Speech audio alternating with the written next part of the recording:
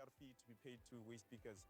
We were approached by Holland. There was a group of reclaimers camping near their head office. And, they opted for an inclusive approach in saying, how can we support these guys and integrate them to be part of this community?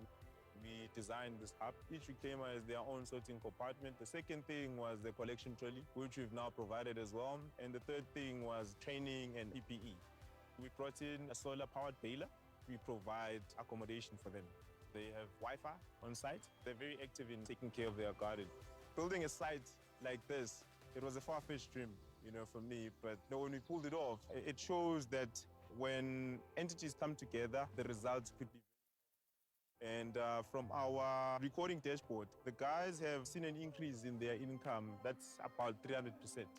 In general, per day, we actually service around 45 to 50 customers who come in. So that covers the ad hoc person who comes in with a bottle to those who come with their trolleys. Us as the cooperative actually embrace people within the community who make a difference. And it stops being from one person to the next, but it becomes from one person to the rest because they spread, they speak. Right now, we are sitting on 17 sites to date with about 62 employees. And yeah, it's been amazing. The employees that we started with, they've gone from staying in a shack to actually building their own homes. Others have even bought themselves vehicles.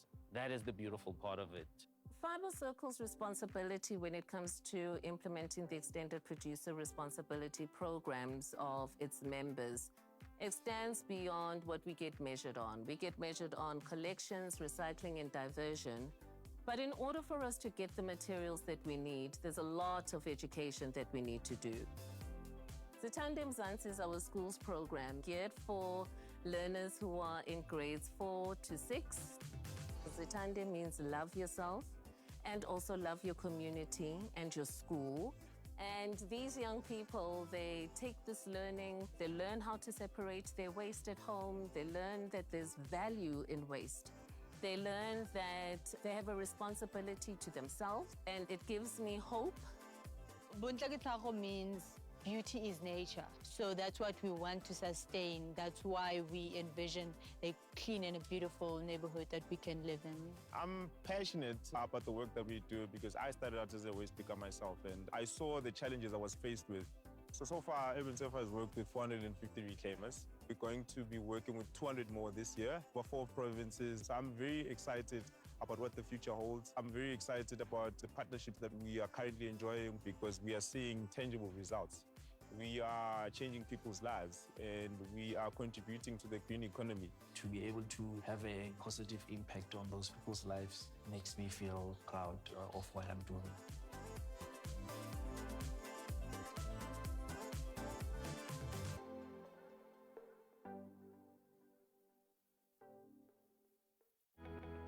Paper is versatile. Paper is dynamic. Paper is important. And in South Africa, we can be proud of some of the collection rates and diversion rates that we have, with over 68% to 70% of our materials being collected and going back into the value chain. So there's some good work that's being done. Our regulation goes beyond just collection. So paper mills become extremely important in our value chain to collect the material and produce new materials from it. Tebi has a converting plant. So what we do is we purchase raw material, paper reels, from colder, temperate climates.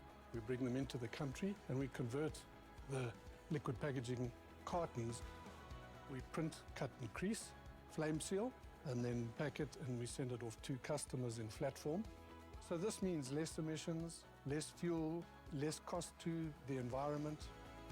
Fiber Circle is a producer responsibility organization. Our job is to make sure that post the use of the item, the product that has been bought, that is fiber-based, we recover, we collect, we put back into the circular economy and the value chain, and we make new materials from the fiber-based packaging that we have.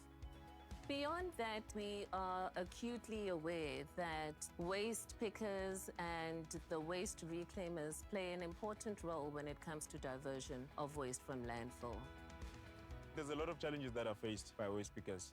One being the social stigma around them. They are not seen for the value that they provide as an essential service to the environment and to the community, and for free. Ever since Diepsloot I was.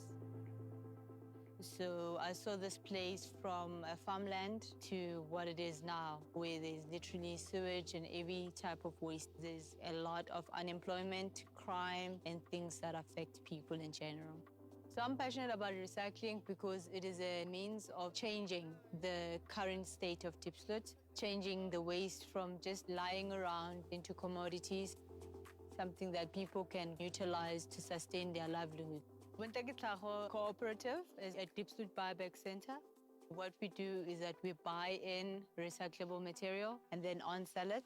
We also work closely with reclaimers and help support them with PPE so that they are able to do their work efficiently. I work as an SMME consultant, basically working in entrepreneurship development. Specifically with Fiber Circle, we have a cohort of 20 SMMEs, and I work directly with the entrepreneurs to help them build better businesses. With Fiber Circle, the relationship is one that enhances us to actually reach out to the community and make more impact, in the sense that they partner with us to do cleanup campaigns, to also do workshops. The relationship that we have with our SMMEs and in turn with the reclaimers that support the work that they do is absolutely phenomenal. A commitment to improving the lives of the people who play such an important role and really creating the places and spaces for them to do this work safely. Urban Surfer is a forward-thinking social enterprise that was formed with the idea of coming up with a solution to support the informal recycling space. We support the efforts of reclaimers with training, collection trolleys, PPE, and all the other necessities that a waste picker may need. Making sure that the waste pickers we support make more money from the work that they do. Rattle Waste Management is a waste recycling company. We collect, process and resell waste paper, plastic and cardboard back into the market as a reusable resource. With Fiber Cycle, our relationship is about a year old now. They've assisted me with access to market to a large pool of customers. Currently, we're doing 1,000 tons a year, but I believe that with the proper support and the proper energy and determination, I aim to have Rattle Waste Group processing over 1,000 tons of waste material monthly. So it's really about understanding what their vision is and helping them to build those dreams and to bring those dreams to life in a practical, actionable, and sustainable way. I am the founder of Greener Pastures Recycling. Initially started the business 2013, right after high school. I was interested in the environment, seeing how actually your everyday use stuff can generate income. We got our big break in 2017 to do Alex Mall. That was one of our first official waste management contracts. So now you've got more volumes, and I think volumes is the game. Being a young business, the challenges are we aren't given the same prices as guys that are bigger than us. Fiber Circle has helped me to bridge into the fiber space where I'm selling for a better price. The traditional mills use virgin material to produce paper. Currently, Neopak is the only recycling mill that uses recycled paper to produce brown paper for the industry. So we basically take the paper and cardboard boxes that you find street vendors or the trolley pushers collecting, and it eventually gets to buyback centers, and from buyback centers our raw material comes in trucks. Thereafter, those bales are offloaded into our waste yard, and from there into our bale conveyor. It then goes into our pulper. It's made into a slurry. We add the different chemicals that are required, and it goes into tanks. From the tanks, it's fed into our paper machine. And in our production process, approximately 1.1 ton of raw material is used to produce 1 ton of usable paper. There is such a great opportunity in the space of sustainable waste management to start reimagining what opportunities really can exist. And I'm quite pleased with the type of commitment that we have especially from our big recycling mills. The liquid packaging board certainly has a value end of life. So there's a lot of end uses for it. And we need to actually make sure that we start keeping it out of the landfill sites. Fiber Circle play an important role because they drive the legislation, particularly around EPR in the industry. So as a member of Fiber Circle, we look to Fiber Circle to comply to the regulations that are currently in force. We look to Fiber Circle also to be a liaison between industry and the regulatory authorities. They also drive the setup of collection sites, recyclability campaigns, projects. This is where Fiber Circle's collaboration with the various municipalities adds huge value. Fiber Circle has been very active in our mission to equip waste pickers. Through the network, we've partnered with a lot of businesses, and we are actively working with them towards facilitating the rolling out of the EPR fee to be paid to waste pickers.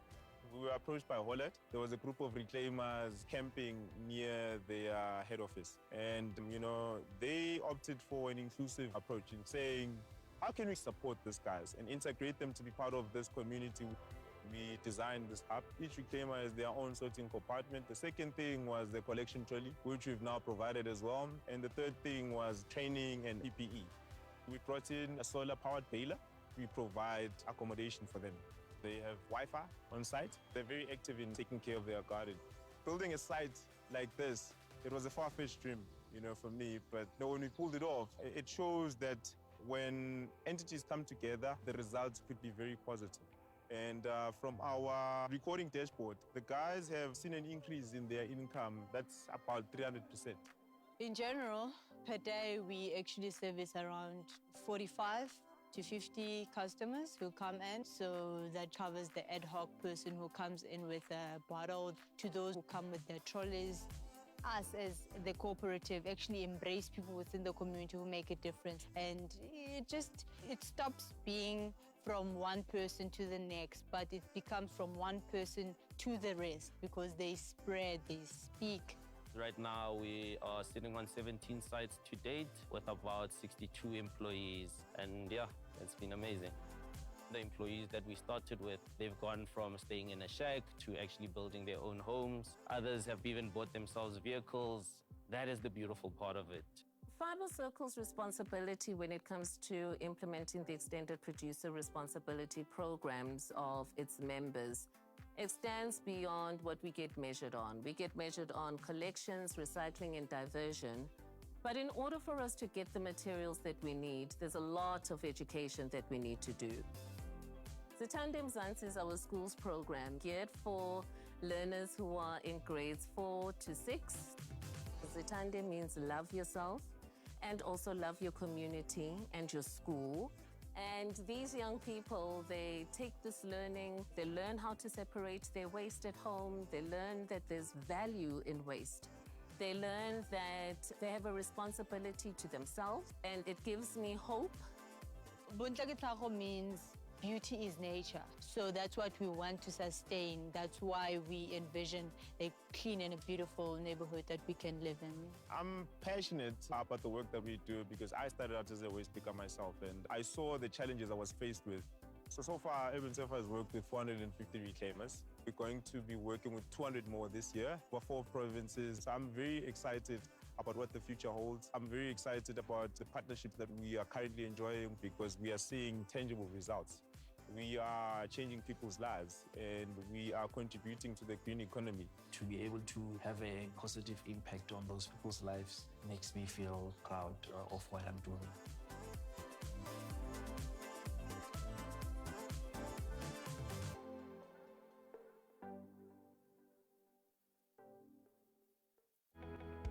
Paper is versatile. Paper is dynamic. Paper is important.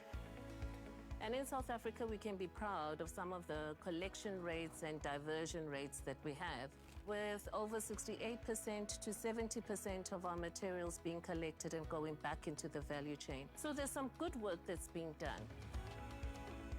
Our regulation goes beyond just collection. So paper mills become extremely important in our value chain to collect the material and produce new materials from it. So Tebi has a converting plant. So what we do is we purchase raw material, paper reels, from colder temperate climates. We bring them into the country and we convert the liquid packaging cartons. We print, cut and crease, flame seal, and then pack it, and we send it off to customers in flat form. So this means less emissions, less fuel, less cost to the environment.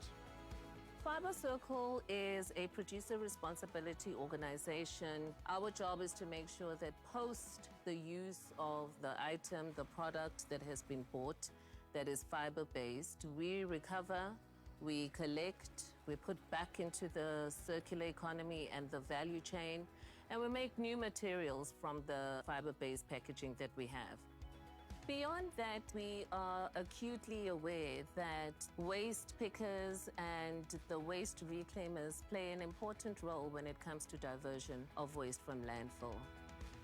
There's a lot of challenges that are faced by waste pickers. One being the social stigma around them. They are not seen for the value that they provide as an essential service to the environment and to the community, and for free. Ever since Diepsloot I was. So I saw this place from a farmland to what it is now, where there's literally sewage and every type of waste. There's a lot of unemployment, crime, and things that affect people in general.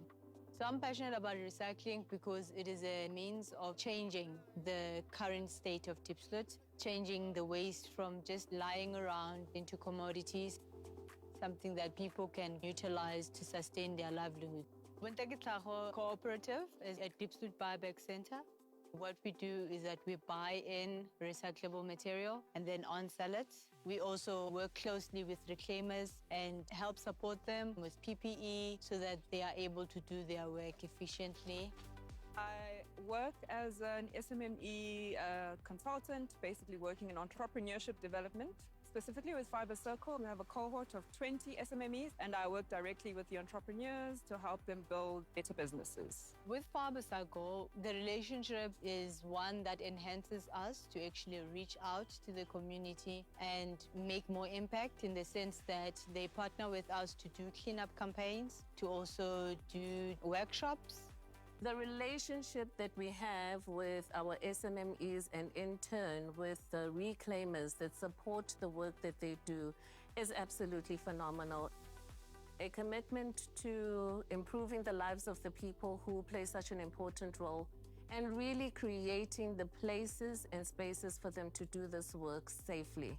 Urban Surfer is a forward-thinking social enterprise that was formed with the idea of coming up with a solution to support the informal recycling space. We support the efforts of reclaimers with training, collection trolleys, PPE, and all the other necessities that a waste picker may need.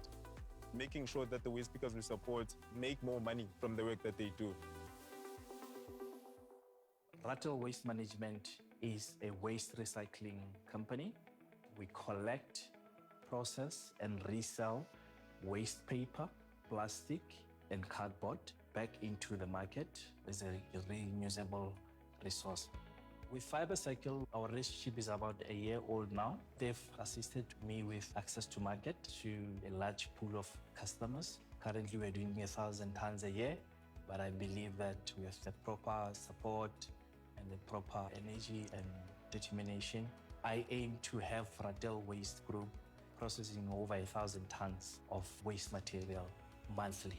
So it's really about understanding what their vision is and helping them to build those dreams and to bring those dreams to life in a practical, actionable, and sustainable way. I am the founder of Greener Pastures Recycling. Initially started the business 2013, right after high school. I was interested in the environment, seeing how actually your everyday use stuff can generate income.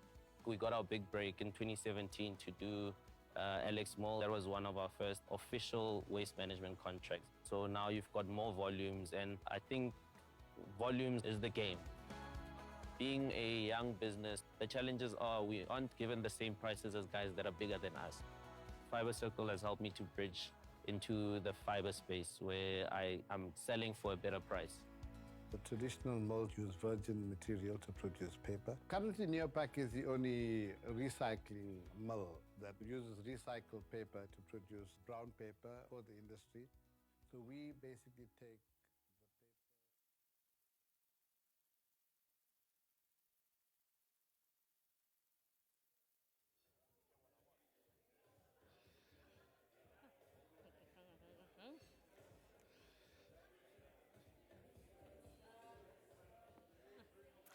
Good morning, ladies and gentlemen. We are going to get the program started, so if you can kindly find your seats. Thank you. Welcome to the Fiber Circle Speaking Together Colloquium for 2025. My name is Nastasia Aranta, and I will be your host for today. Thank you so much for taking the time to be with us in the room, but also thank you to those of you who couldn't make it here. However, you are joining us virtually. We do appreciate the time that you've taken.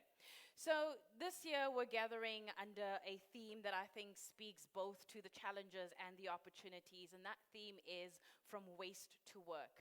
And one of the questions, in fact, the main question that is going to be at the heart of the colloquium today is how can increasing collection and recycling rates in South Africa's paper and paper packaging sector stimulate economic growth as well as create sustainable jobs? And I think the conversations that we're going to have throughout the day is all about reimagining this particular sector in terms of seeing it as an engine for inclusive growth, but also local manufacturing revitalization, as well as innovation, climate resilience, and not forgetting, again, meaningful livelihoods for thousands of South Africans. So today, you're going to be hearing from some of the people who are shaping the sector, and we've got in the room with us the retailers, the producers, as well as the recyclers, the researchers, and I cannot forget the innovators in this room who are with us. So each of them are helping in turning the page and creating a space for growth, for innovation, as well as an opportunity. So thank you once again for joining us. But to give you the official welcome, ladies and gentlemen, please put your hands together for Edith Leota, who is the CEO of Fiber Circle.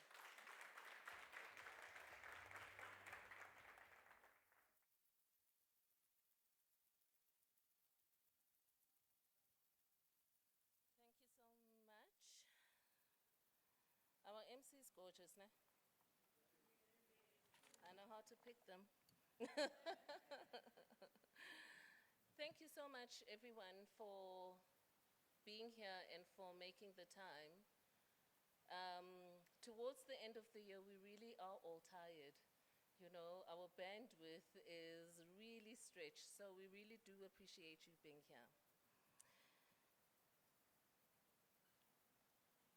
In the room, I see distinguished guests, I see partners, I see brand owners, I see our big paper mills, the recyclers, I see the public sector, I see partners from different spaces, Aero,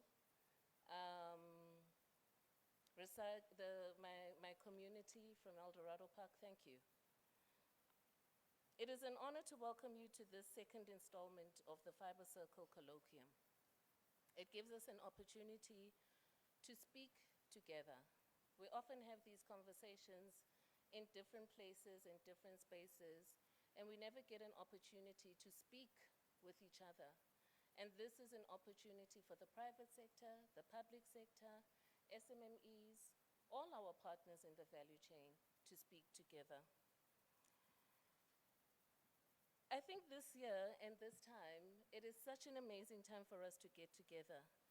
And it is a time that could not have been more urgent and more symbolic. We've just come back from the G20. I think we need to give South Africa a round of applause there.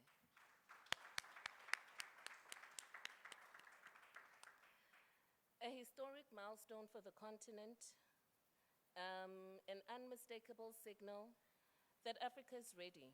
Africa is ready not to be a passive participant, but a leader, an innovator, and a partner in shaping the global economic agenda. In his address in the opening of the G20, President Ramaphosa reminded the world that Africa's leadership must be anchored in inclusive, shared prosperity and transformation of our economies in ways that create meaningful work, dignity for all, and he emphasized that growth must be people-centered, job-creating, and sustainable, and that the global community must work together to unlock new development pathways that address inequality, unemployment, and climate vulnerability. So why are we here? Under the Extended Producer Responsibility Framework, our collective mandate is clear: to increase collections and recycling, strengthen value chain collaboration, and build a circular economy that works for people, for industry, and for South Africa at large. But more than that, our gathering today asks a profound question. How can increasing collections and recycling rates in the paper and paper packaging sector stimulate circular economic growth and create sustainable jobs? This is not merely a policy question. It was a G20 question, it's a South African question, and it's a human question. I want you to note that I did print on paper, because paper is sustainable. Behind every buyback center, behind every ton that we collect, are livelihoods. It's a small enterprise that wants to grow. Behind every recycling mill upgrade, there's a new industry capacity being built.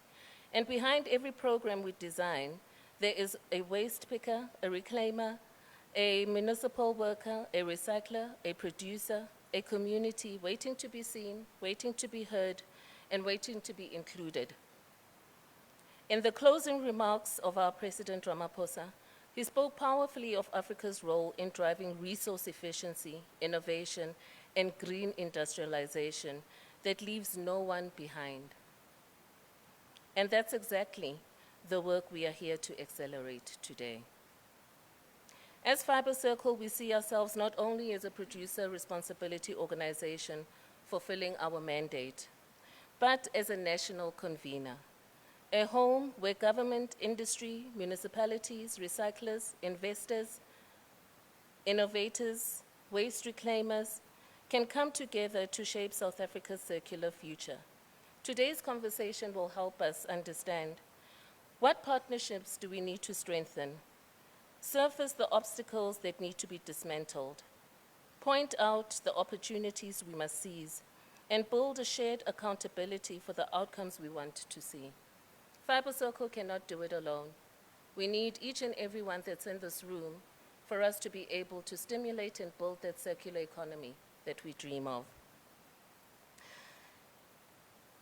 So today, as we meet and as we share ideas,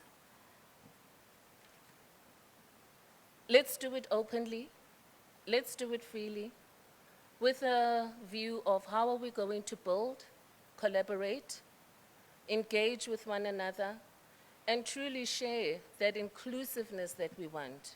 We want to see the circular economy being sustainable, those jobs that our country needs being created, and the partnerships being spoken about in this room, being ignited in this room. So welcome. I invite you to enjoy your morning. It is a breakfast. I wanted champagne, but they said, no, CEO, we don't drink at the breakfast, at breakfasts. So please enjoy the coffee. And welcome to this space where waste becomes work, where ideas become action, and where partnerships become impact. Thank you.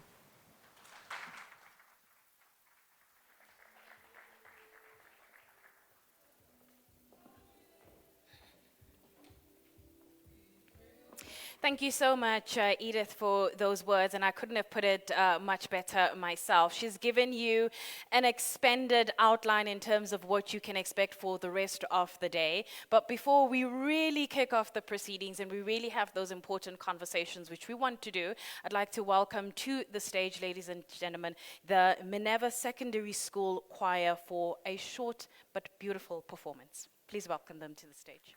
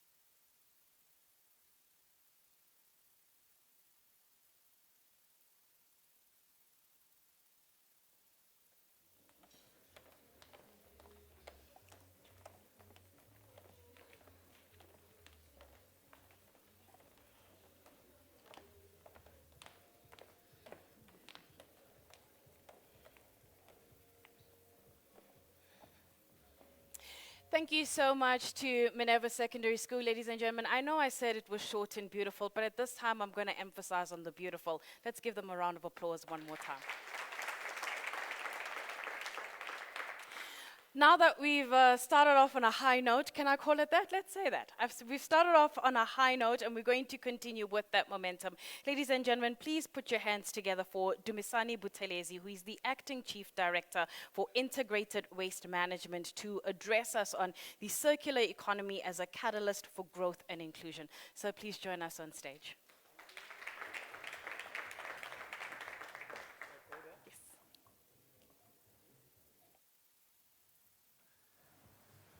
That was very soon. and I didn't check my program that you've shared. Good morning, colleagues. Let's maybe start by saying good morning to the board members of FiberCircle, to the CEO of FiberCircle. Oh, I've got my colleagues there at the back, Mulalo, Chikochi, and Ms. Pamela Ngomad. So colleagues, I'm not well this morning, but I'll try to go through what we have prepared as DFFE. So we're saying, in line with the National Development Plan, Pam, can you please assist me? I really want to apologize. I'm not well this morning. Can you please assist me with the read-up? I really apologize for this. So yes, you can come here.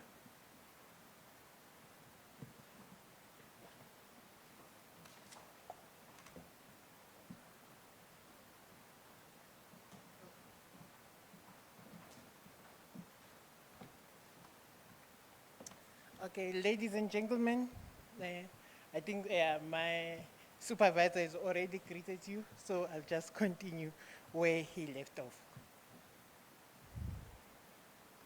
Okay, in line with the National Development Plan, Industrial Development Commitments and Objectives, the Just Transition Agenda, and the strategic focus of the National Waste Management Strategy, which so, I don't know, can somebody?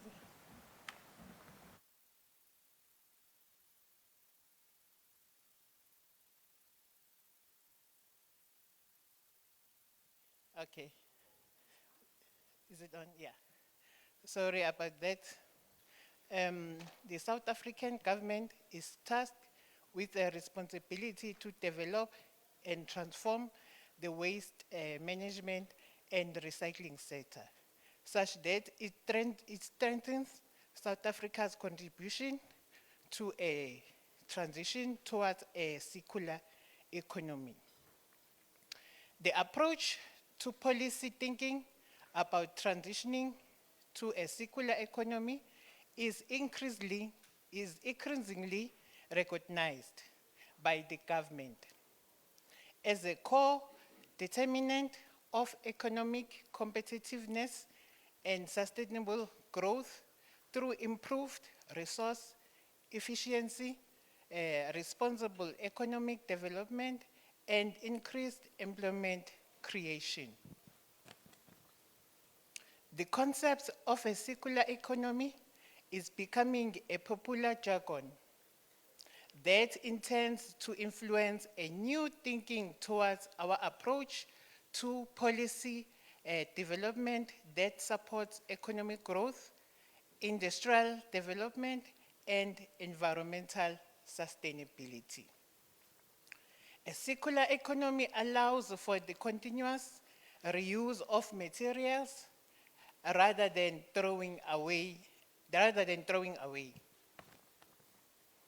The realization of a circular economy is therefore central in resolving towards today's most pressing environmental challenges, including mitigation of greenhouse gas emissions, and adaptation to climate change, the environmentally sound management of waste and other natural resources.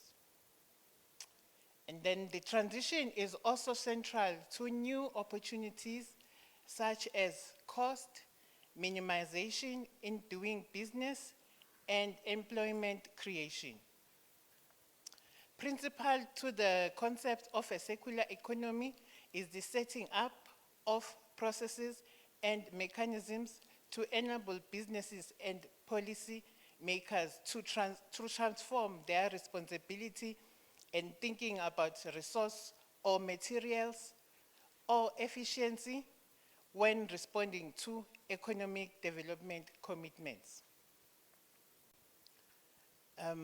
Therefore, the waste management and recycling sector has a significant role to play towards responding to some of the above aspirations. We acknowledge the great work that has been produced by the CSR on sectors that could benefit from circular economy practices. There is evidence showing that the sector has a potential to ensure that the efforts towards achieving a circular economy have spillover effects on economic growth and also on environmental sustainability and competitiveness enhancement. Waste pickers and youth empowerment as well as SMME development.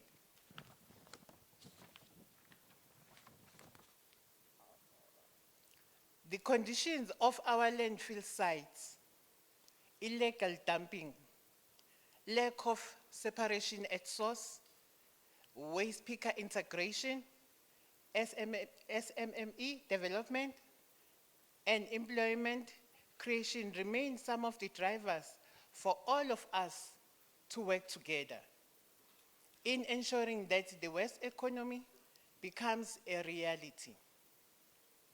South Africa is already looking at different options to create value out of its waste.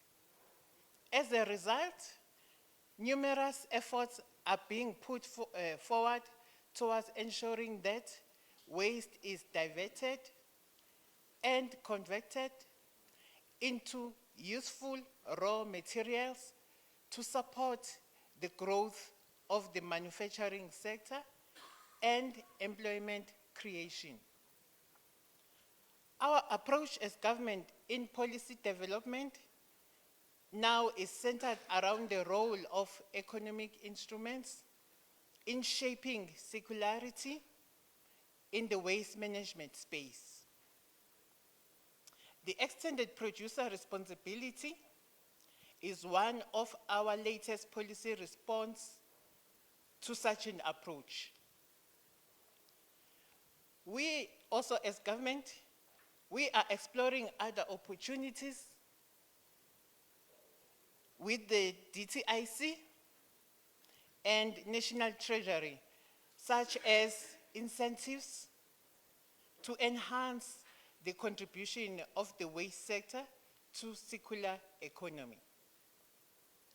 South Africa is a founding member of the African Circular Economy Alliance since 2017. The alliance serves as a high-level platform to advance the circular economy agenda across national, regional, and continental levels. The African Circular Economy Alliance achieves this through policy development, leadership, and advocacy, knowledge sharing and scaling circular economy businesses and projects, as well as the Circular Economy Action Plan with the partners and also the review of the EPR.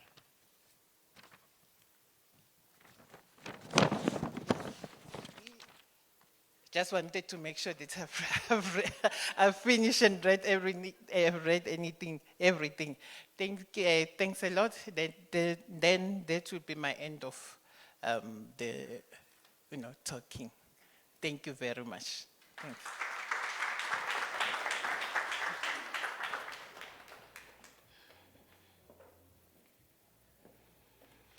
Thank you so, picture moment. Let me step out of the way there. Thank you so much, Pam, for stepping in. And Dumisani, I do hope that you feel better. And thank you so much for, even though you weren't feeling well, you took the time to be here. So we appreciate that very much. Ladies and gentlemen, we're now going to be looking at the paper industry's role in a greener future. And to deliver those remarks is Martin Bothma from Fiber Circle. So if you can join us on stage.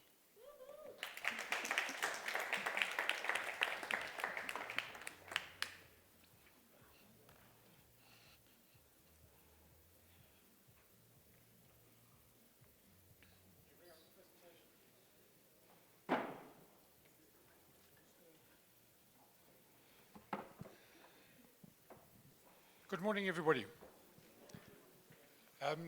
Just before I jump in, I've just realized the variety of people in the audience. So there's two things I need to say before I share some statistics. And statistics can always go haywire unless you give the proper context. So the first one is this, is that some people in the room will call a cardboard box kraft paper correctly.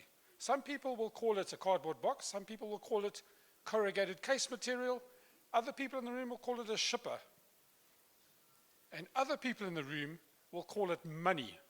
Because when it's lying on the side of the road, it's worth money, it's monetarized. And that's really critical to the recycling process. That's the first step. The second step is this, is that on your tables is 2024 statistics. Many of the statistics came from me, in terms of what the industry is doing, the recycling rates, et cetera, et cetera. What I'm going to present this morning, I got permission from the Paper Manufacturers Association to use their up-to-date data to present the total South African market. Now that's all paper on the market, whereas Fiber Circle deals with at least 90% of that paper, but all their statistics only refer to that 90%. So when you look at what I'm going to put up, and you look at what you see in here, they're going to be slightly different.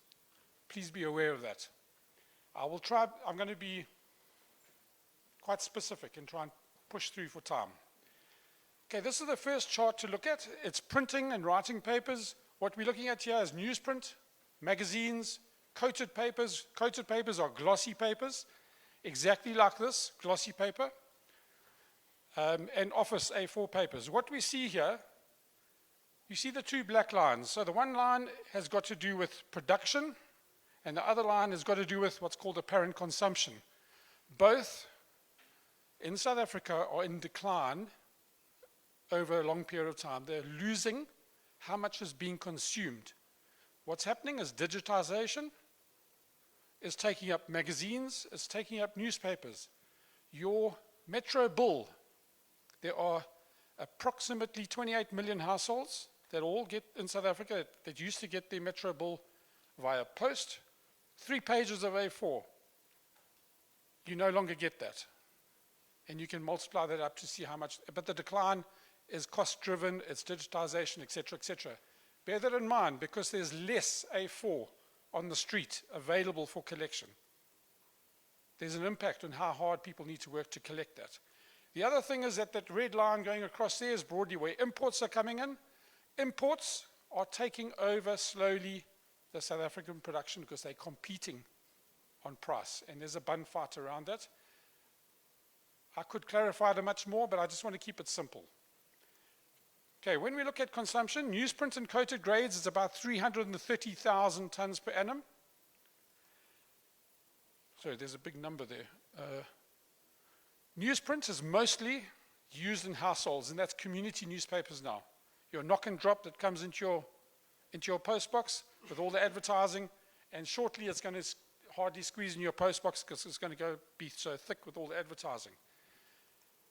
The coated papers is mostly in business and media, that's the glossy magazines and books. Underneath this, underneath those glossy magazines and newsprint is what we call mechanical pulp. It's ground. It's a specific type. So all these, so newsprint and magazines and coated papers can only really be collected for ground, because of the ground pulp. They all go together. They hang together. They are the same thing when you're talking recycling.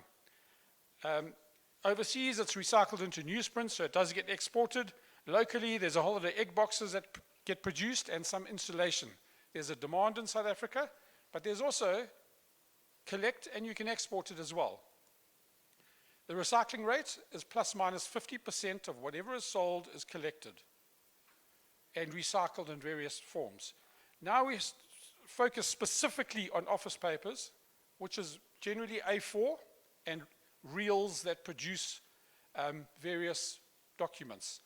There you see the trend line again there, exactly the same situation, digitization. So your business hub, you don't print your emails anymore, or some people do, but people read books, 100 pages, 200 pages online.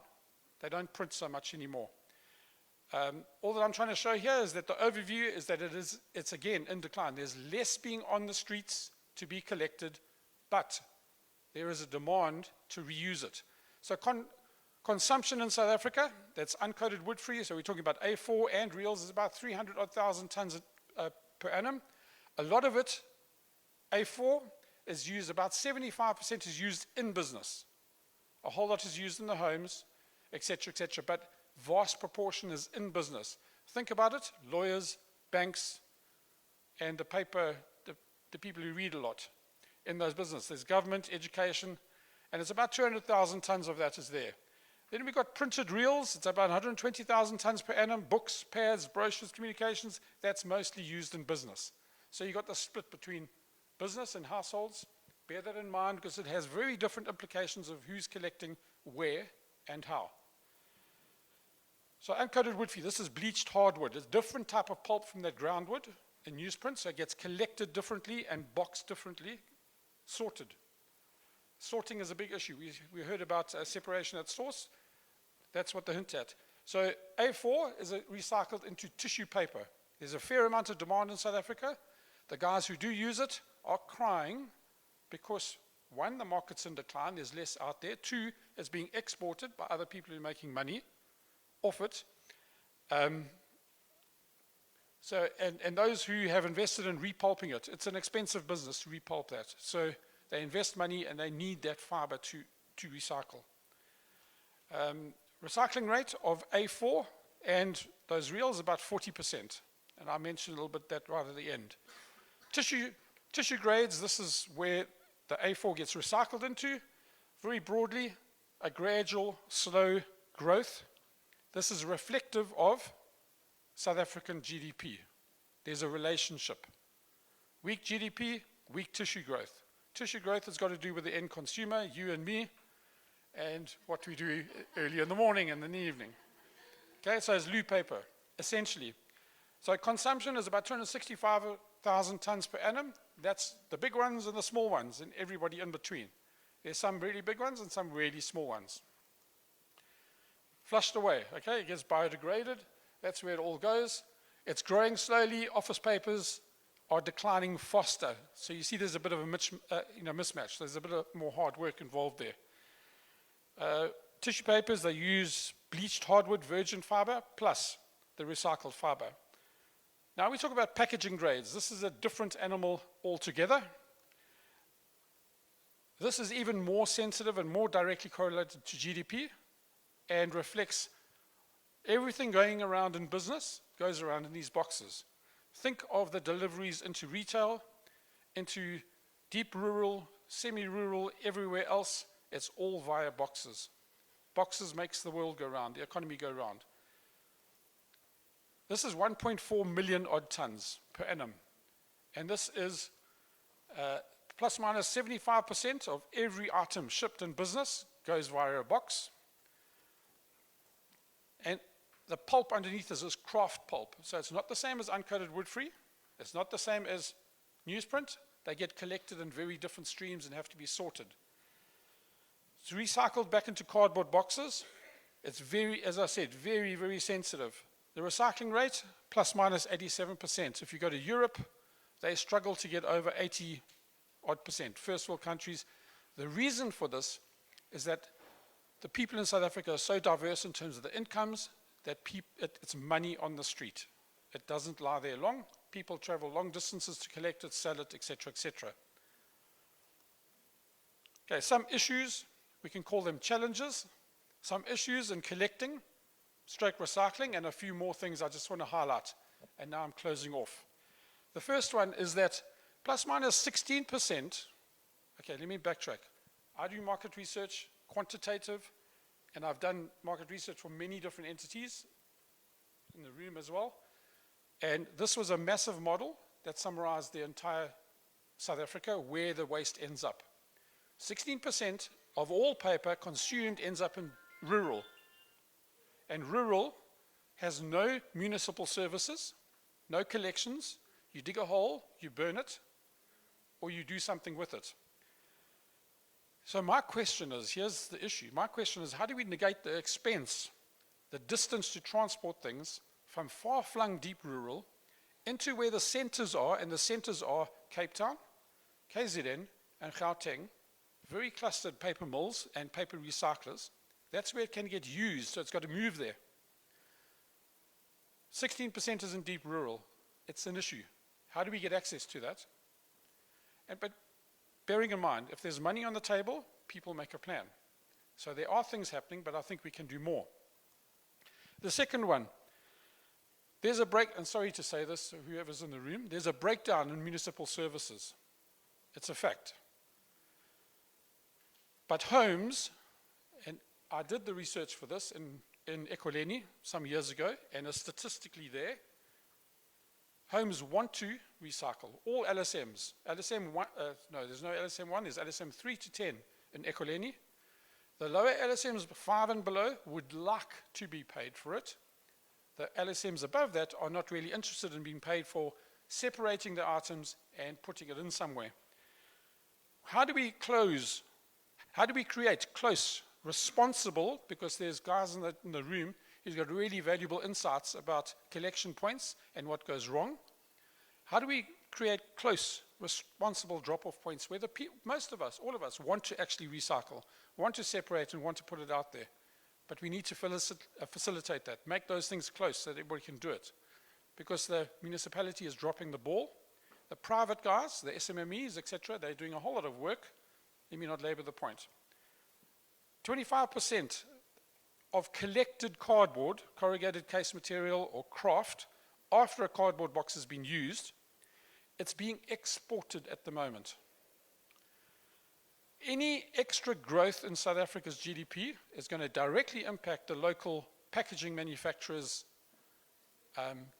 requirements for that to feed into making new cardboard boxes, and it's very quickly going to go into a shortage, and then there's going to be problems. All I'm doing is there's multiple avenues where this is being addressed. I'm just raising the issue that the guys who are exporting need to make it available to the local recyclers to utilize. And that's a bit controversial. I'm standing on a few toes and I'm knowingly doing it. There is still many years, it's been for many years now, uncertainty about where exactly do office papers end up. Office papers collection rate 40%. Where's the other 60%? And it's not sitting at my home with my little business that I've got to keep my paperwork for 5 years, or for a trust you've got to keep it forever. That's not where it's sitting, or in the document warehouse, or Metrofile, or wherever. It's sitting somewhere. We're still uncertain of where it is. Similarly, newspaper, magazines, those glossy documents, there's 50% recycled. Where's the other 50% going? We still don't know. And you ask around the room, I mean, it's an issue. I'm in market research. I understand the stats and how to dig this stuff out, but it's next to impossible. We don't know where it is. That's a challenge. It's an issue that we've got to look at. And yes, apologies. I haven't covered some really good things that are being done, but in the difficult areas. For example, liquid board packaging.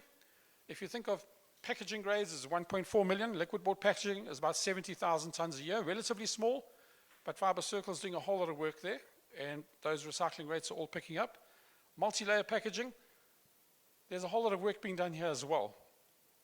Fish gets put in there and frozen. There's a layer to stop the water going in, but it's really, really difficult to recycle. But there's a whole lot of work being done behind the scenes where people are finding that the polyethylene coatings can get changed and made really, really small so that that can actually be recycled. And that's just the fact that people are paying fees, EPR fees, on the multi-layer packaging is moving them from away from that to something that can be recycled. So that momentum underneath there is working. And lastly, the wet strength sacks, the ones that are used for potatoes and cement. There's also a whole lot of nice things going on there. I'm sorry I haven't jumped into that. Relatively small, but very important. There's no small thing that is not important, but it's relatively small compared to the packaging grades. And I think a 1.4 million tons at 87% recycling rate is actually up there at the global standard. And I think I'm done. Thank you very much.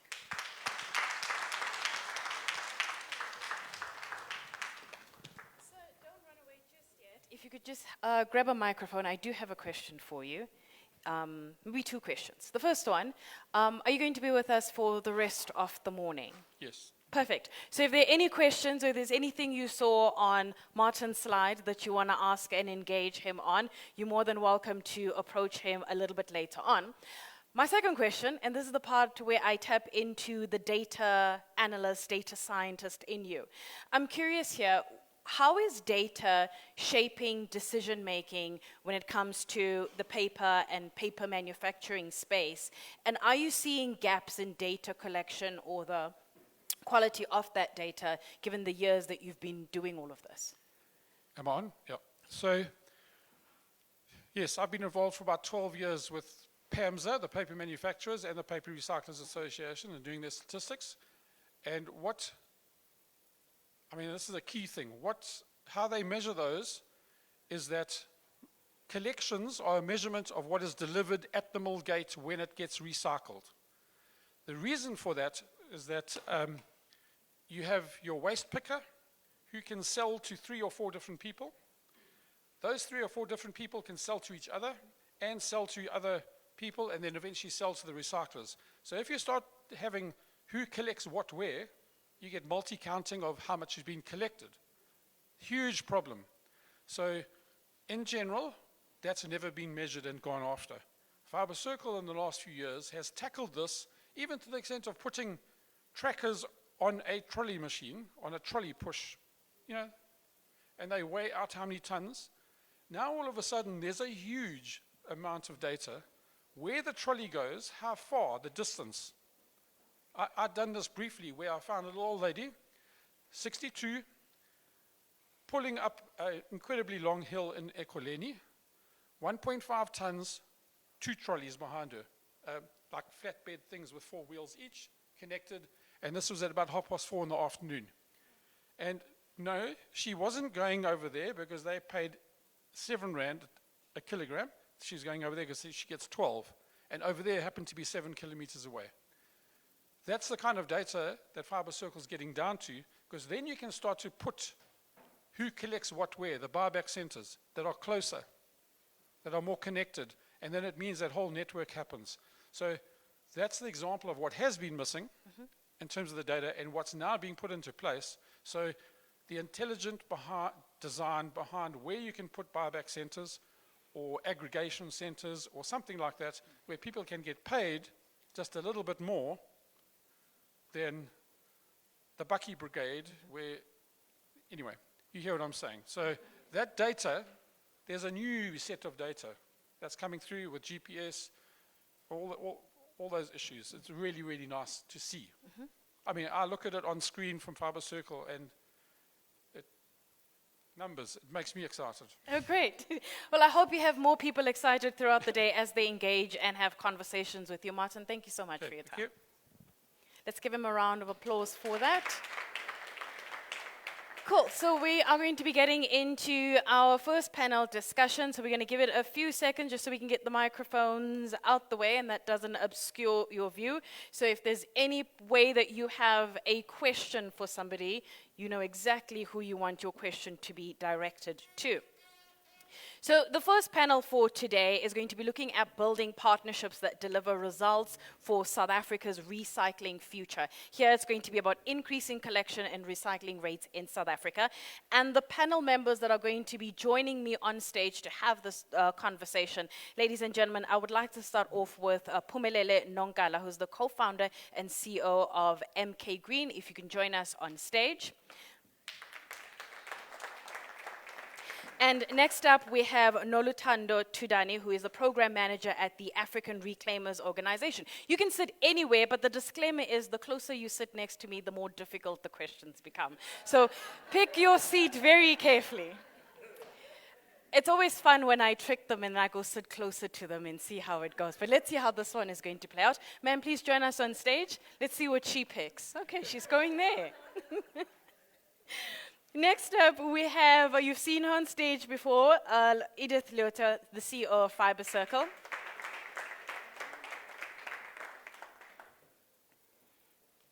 Edith is also thinking about her decisions. And of course, we have Alunwesi, who is Alunwesi Mufonzwani, who is the general manager at Pick It Up. So if you can join us on stage.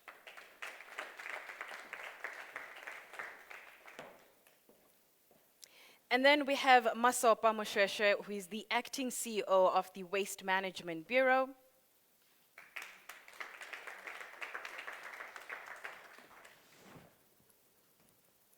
Oh, he goes straight to the middle. Okay. Where should I go? Let me sit over here. How are you?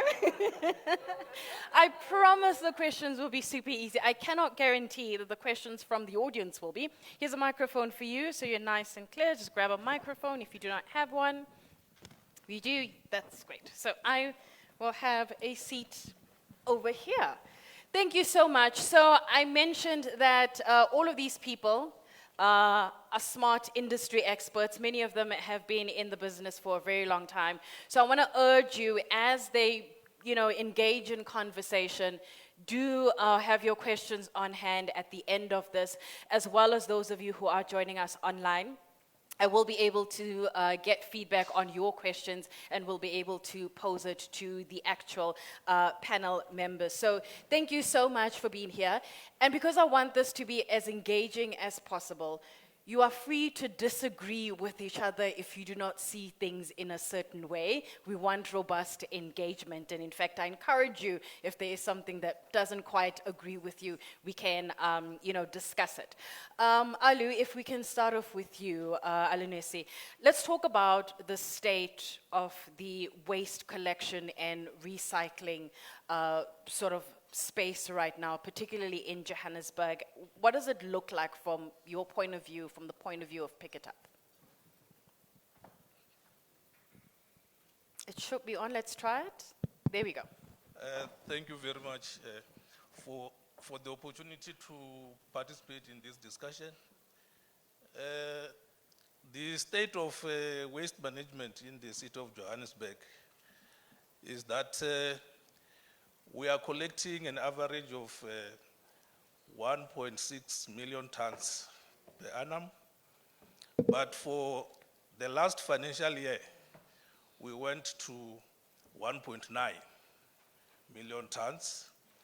And we only managed to divert around 70,000 tons. So in the last 5 years, the diversion has been going down because of lack of resources and other challenges that we have. However, if we take the last 5 years, we are now sitting at about 22% diversion against the target of 40% from the National Waste Management Strategy targets, which says we have to be at 40% by 2025. Although we are below, we are still relatively better than most of the metro municipalities. across South Africa in terms of diversion. One of the biggest challenge indeed is that we don't have airspace currently. The space is depleting at fast rate. So we need to revamp up the diversion, the separation at source. As the city, we have separation at source as one of our strategic goals.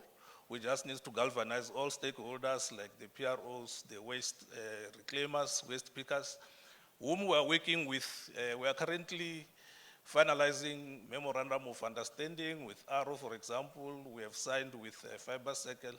We just need to get implementation so that we can support all role players in the waste diversion space.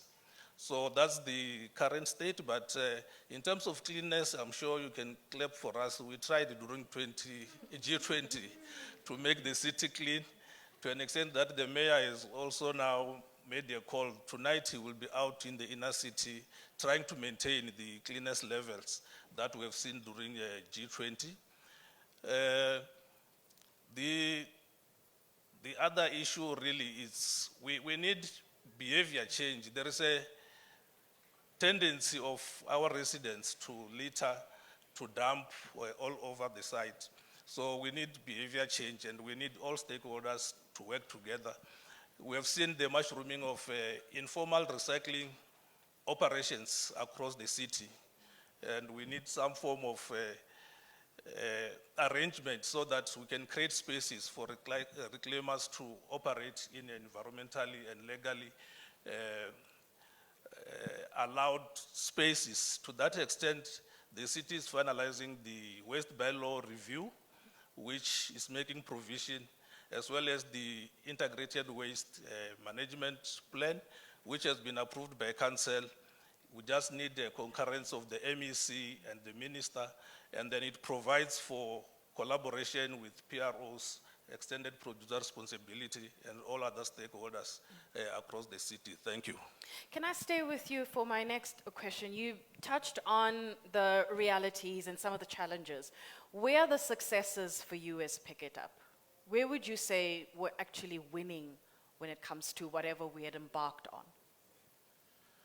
The successes is that with our footprint of infrastructure that we have across, we've got disposal facilities in the form of landfills. And in these landfills, we work with a number of waste reclaimers where they are doing their trade and they are able to support their families through the work that they're doing. And we are working with buyers. Many of you who are here who come to get the materials from the reclaimers in our facilities. We also have got what we call garden sites or integrated waste management facilities, about 40 across, which we are trying to convert into integrated waste management facility for different waste streams so that people can bring whatever their material at not so far from where they are. So we do have good infrastructure. We do have the resource, which is waste. And we hope that as time goes on, we will have some reconfiguration of this conception that this is waste, and therefore waste has to be thrown away. Because we now understand that is the new gold, is the resource from which the circular economy has to be based on. So we have infrastructure, we have people, we have got schedule where we come to your household at least once a week to collect the waste from yourselves. So work with the reclaimers. We have got cage trucks that get the material to our garden sites or integrated waste management facilities, where we've worked with cooperatives that they are also supporting their families, but also individual or collective waste recyclers. Okay. So we can say that we are supporting a number of waste recyclers by providing the infrastructure, by providing the resources for their livelihood. Of course, we can increase and improve from that angle. Okay. Masapa, I want to come to you for my next question. We've just heard from, the pick it up side of things in terms of how they're viewing the landscape and what the landscape looks like. From your vantage point as the Waste Management Bureau, what does that landscape look like for you? So first of all, I think I don't have a poker face because some of the things that Alu was saying was making me smile.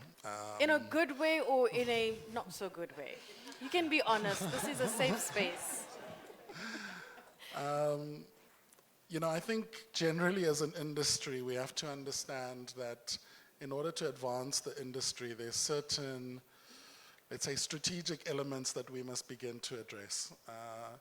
Let's say, taking on from the presentation that Martin did, and clearly he's quite a flexible old man. I see he didn't use the stairs to get up on the stage. I would have fallen flat on my face if I had attempted that. The quality of data is important, So if we say Pick It Up has moved from 1.6 million tons to 1.9 million tons in the space of a year, is it the baseline was wrong? Did the amount of waste grow by almost 20% in a year? That seems problematic as a starting point. 70,000 tons is what? Sort of 3% odd in terms of a diversion rate. We can't be patting ourselves on the back in terms of that, especially if, the last characterization I saw of waste in Joburg was probably 10 years old, but it was 20% garden waste, 20% building rubble, 20% dry recyclable waste, and then there was sort of the difficult to recycle type of streams, food waste and others.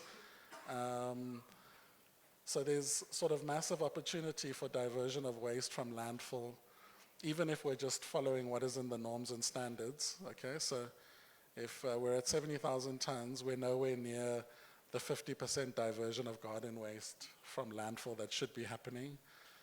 Joburg has an infrastructure advantage, like Ali said. I think you've got 42 garden refuse disposal sites.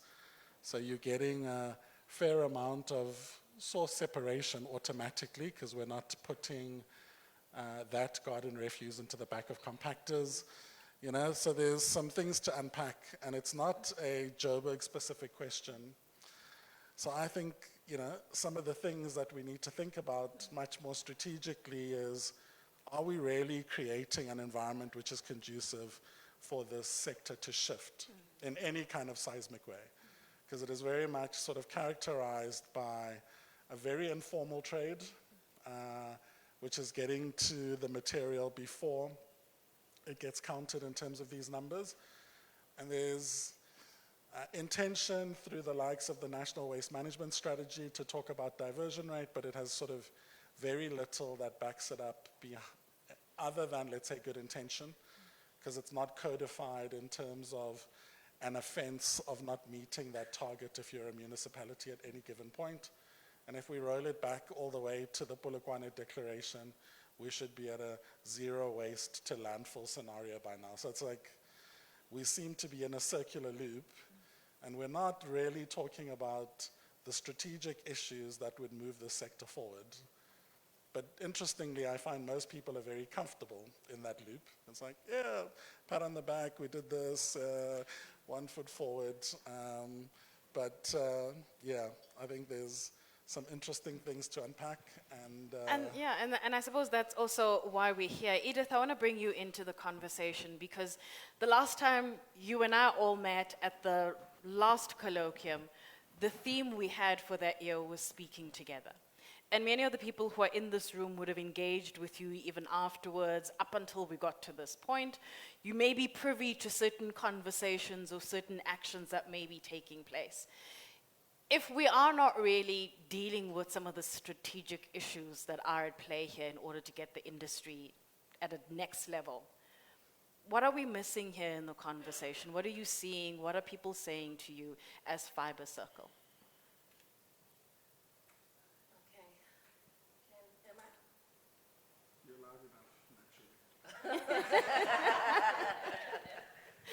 Is it? Okay. You can't deal with the problem if you don't know the size of the problem. Okay. And I think Martin alluded to some of the strategic work we are doing to get to understand what the size of the problem is, or maybe even understand what the problem is. Okay. I agree with Masopa when he says that, you know, the statistics, was the baseline wrong? What was it about? That the type of growth that we're seeing, where does it come from? Was it always there? Did we always know what's going on, you know? I think one of the other things that, from an observation point of view, is that we've had to begin somewhere. A good friend of mine once said that waste is a logistics business. And if you don't understand the logistics of waste, and getting it, as Martin said, to our mills, from your home to our mills, then you missed the entire understanding of what needs to happen. What's also important is understanding that the costs associated with what we do from a waste point of view has a lot to do with infrastructure. While I think that it's great that our colleague at Pick It Up spoke about infrastructure, we simply just don't have enough infrastructure around waste, okay? You can't bale, sort, store in the sky. You need land to do that. You need facilities to do that. And some facilities have been built, if I may just add, okay? We have built some infrastructure in the country that has failed. Now, we do need to ask ourselves, why has that infrastructure failed? We built infrastructure in Cape Town, it didn't do well, okay? We have a MRF in Stellenbosch, for an example, that we visit. And the numbers and its sustainability and its commercial viability is also in question. So we have to ask ourselves those critical questions. Is it an infrastructure issue?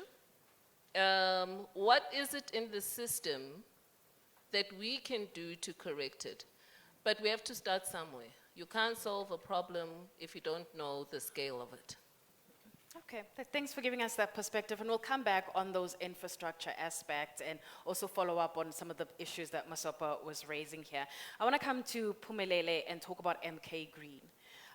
First of all, let's talk about what MK Green does and where you fit in that space so that people have context in terms of where you're coming from.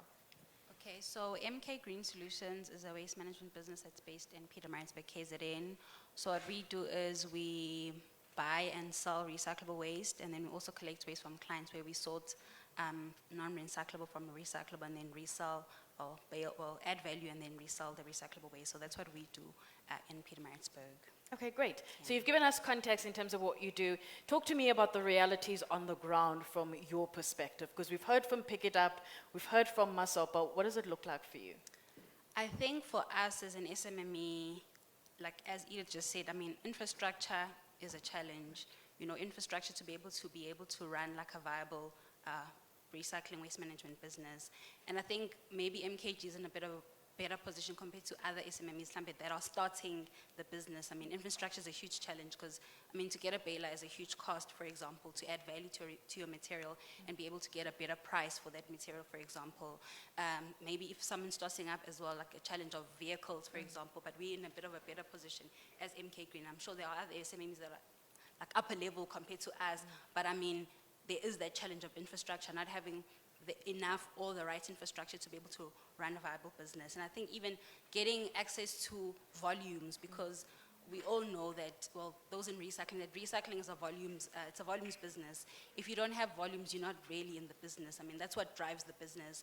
So sometimes even access to consistent volumes is a challenge, you know, so you'll have up, down, up, down, up, down. So it's not consistent. And then obviously that does affect the sustainability of the business because we're not getting like enough volume sometimes. And also I would think even like cash flow is a huge, huge challenge. I think we're even discussing in one of our fiber circle groups with the SMMEs that like how do we find ways to overcome the cash flow challenges, because what happens is, because we usually buy from reclaimers and most reclaimers want the money on the spot, they want cash. And for us, carrying cash is a bit of a risk because, you know, we can't go around carrying cash. And luckily with some of the reclaimers we work with, we've reached an agreement that no, what we can do is we'll pay via EFT, we'll pay via e-wallets, but also we can't pay on the same day because we don't have the cash flow to do that. You know, we have to sell first, so we're able to pay the reclaimer. So cash flow is a major problem. And I think an ideal situation would be to be able to stockpile volumes and then sell larger volumes because you can negotiate better prices. But that can't happen because, I mean, that'll mean maybe you stockpile for the month, but where are you getting money to buy? So that's a major challenge. So then you end up selling, I'll just make an example, maybe I'll sell 5 bales a day when I could have been selling 50 bales a month, just an example. Just so that I have cash flow to be able to purchase volumes. So that's like a major, major challenge that we are facing as SMMEs and MK Green Solutions, yeah. Okay, while we've spoken about those challenges, is there something that is actually working in the system? Yes, there is. I think partnering with PROs like Fiber Circle, like your Polycos, I think that has made a difference because through being able to partner with them, we're able to get access to funding. Therefore, it does help with some infrastructure. We're able to get access to markets. I know Fiber Circle has assisted us a lot as MK Green in terms of access to market, where we were able to access tons and tons of white paper, which then helped us obviously increasing the volumes for white paper, for example. So access to markets, that has helped. And just capacitating us as SMMEs, I think that does help, you know, seeing where we have loopholes, how can we improve, how can we build better systems, what are we lacking and what can we work on so that we build better and more professional businesses as well. Because maybe for some of us, when we started, we were not recording things accordingly, so you weren't really seeing what is happening in the business. So I think these partnerships help us in terms of being accountable and looking at the business and saying, okay, this is making sense, this is not making sense, but why isn't it making sense? What can we do to make sure that it makes sense? So I think those partnerships have actually played a huge role. Like when we started as MK Green, without partnering with PROs, we wouldn't be where we are. We would have, I feel like, given up, but they've basically, you know, helped us, encouraged us through the support to be able to say, no, we can do this because we do get the support that we get. Nolithando, you've picked the best seat on stage, the one closest to me. Could be a good thing, but I think it's a good thing. You're representing the African Reclaimers organization. I mean, we've heard from your colleagues here on stage. What does the lens look like for you as you look through it? Okay, for African Reclaimers Organization, we are one of the 2 waste picker integration organizations in South Africa that are recognized by DFFE. And as ARO, we've really played an instrumental role in ensuring that the voices of reclaimers are heard. As you look at the value chain, you would see that reclaimers are not represented in the value chain, but they are the men and women and the backbone of the industry. They are responsible for those big numbers and tonnages that are reported on a monthly basis by various people in the industry. And how we've looked at it as ARO over the years, we are an organization that was established in 2017. Most part, we were quite informal, but with engagement with various partners, also with municipality, with DFFE, and everyone else in the industry, we felt that it was important for us to organize ourselves. So what we did is ARO was established by reclaimers that work in the landfill and the streets. Firstly, we looked at a more strategic plan and a phased approach. The first approach was for us to have a voice and an influence in the industry, and also influence policy. We've achieved that as ARO. But secondly, we had to think about now that we have the voice and everyone is listening, what is the next step for informal sector? So there are words such as reclaimer integration that needs to be done. Everyone wants to integrate reclaimers in the recycling industry. But we look at it in this way: how do we integrate everyone into our way of working, the informal way of working? What we had to do is to realize that partnerships are key and quite important. So we partnered very quickly with various brands. One of the first brands that actually believed in reclaimers, even though people were a little skeptical in the industry that, do we work with reclaimers or not? are they people that could be trusted in being given projects or reporting on data? Do they have formal structures to actually do that? Unilever at the time took a chance on Arrow with Coca-Cola Beverages South Africa. We conceptualized the first reclaimer-led separation at source model. The model was based in Auckland Park and Brixton. Then we had various other partners that have worked with Arrow. Arrow, we are represented in 4 provinces, in Mpumalanga, Eastern Cape, Western Cape, very prominent in Gauteng. We are familiar with our friends at the city of Joburg and also Mokale City. We have worked in various programs with them, but what we needed to do was to structure formal ways of working and programs that would integrate reclaimers, and for us to be formalized in the way that we feel is best for us. We partnered with various partners. Our first really major project, we did it with Alliance to End Plastic Waste, where the program was focused on empowering reclaimers, addressing some of the challenges that we realized. Working spaces is a big challenge. You know that reclaimers would take over open spaces to be able to sort the materials on a daily basis and be able to sell the materials. And most people think that reclaimers are homeless. Reclaimers are not homeless. The reason why you would find them in a park, it's because reclaimers would walk about 30 kilometers a day to go and collect. And yes, we always get there before the pick it up truck comes for us to reclaim all the materials from the bins. And the reason why you would see reclaimers being in a certain area for a long time, it's because they follow the schedule with COJ. If collection is on Monday, Wednesday, Thursday, walking back another 40, 30 kilometers does not make sense for a reclaimer. They would rather be there to be able to collect when they walk back. If you see a reclaimer pulling that big bag or 2 bags, know that probably that is days of collection, or maybe it's collection at various locations in the suburban areas. Yes, we go to the affluent areas because that's where we find the best waste. But looking at how that has worked, as Arrow, we've engaged in programs where we've really achieved a lot of results. I can just give you a summary of one of the projects that we've done over a period of 18 months, where we worked with AEPW, PROs such as Fiber Circle, PEDCO, MedPac, Mokale City, COJ. We've worked with various partners where, if you look at what reclaimers collect, over a period of 18 months, we tracked 945 reclaimers who are our members. We tracked how much waste that they could collect. We collected 46,000 tons of material. That was collected by 945 reclaimers. That should tell you, if you do the calculation, if industry invested more in the most really affordable collection solution, which is supporting a reclaimer that's pulling the bag on a trolley. If you do the calculation, you would see the amount of impact that we could have. And these are men and women that are employed in their own rights. They are entrepreneurs. So those are some of the projects that we've done. But yes, we've achieved those projects. We've got 2 big facilities, one in Joburg. We've got a 1,460 square meter facility, which is a sorting and baling facility.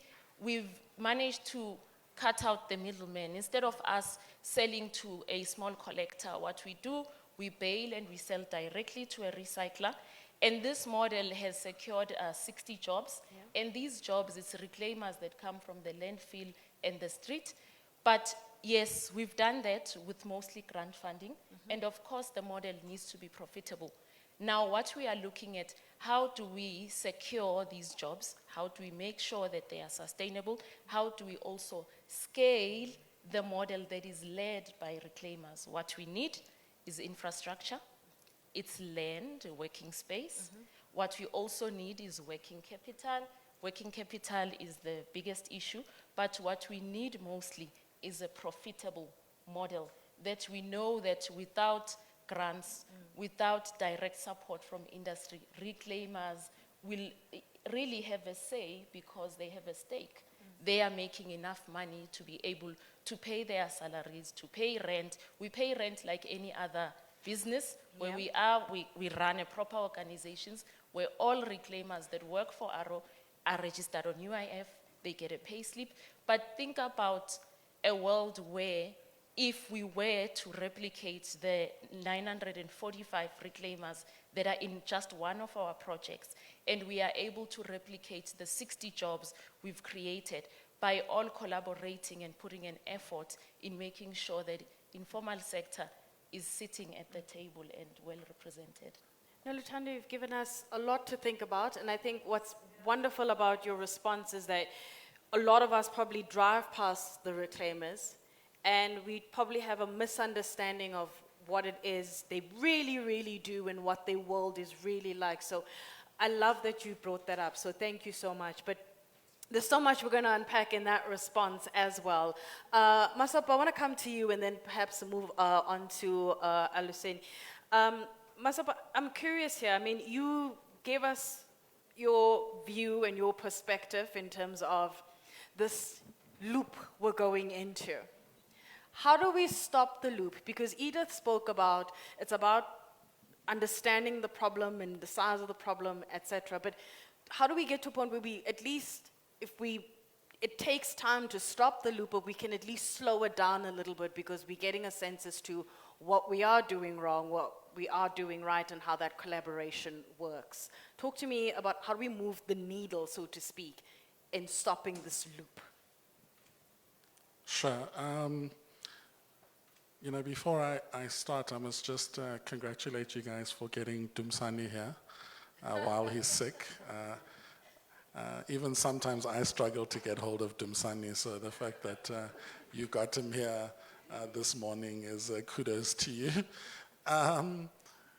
You know, Edith said something which I think was significant, but maybe not necessarily recognized in terms of understanding the system of waste management. So largely waste management is a logistics function.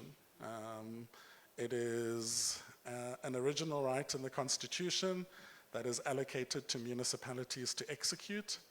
And if you look at most municipal waste management budget, 60 to 70% of that budget goes to how do I get to every bin in a formal established household or township?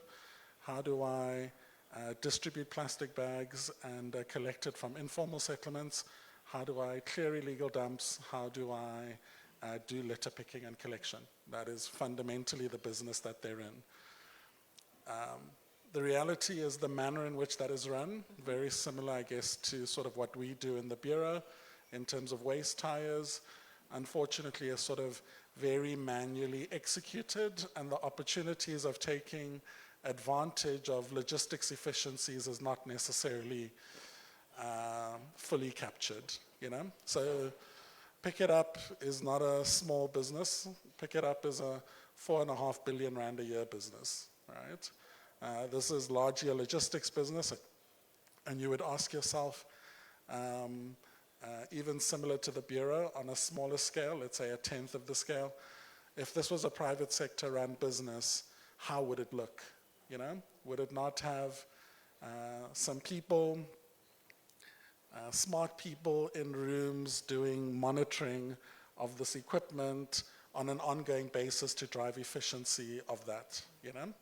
So that's the way in which the system needs to move towards, because the balance of everything else that you want to do gets funded out of the 30%. Management of landfills, education and awareness, the administration system, two-bag separation at source, all of that. So unless you drive efficiency in the core part of the business, then the funding available in order to support the rest of the ecosystem is not there.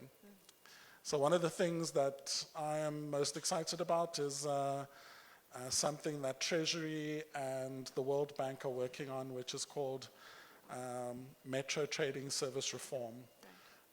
It's been rolled out in water and waste, and this year I started the rollout of it in water and electricity, and this year it's catching up in terms of waste management.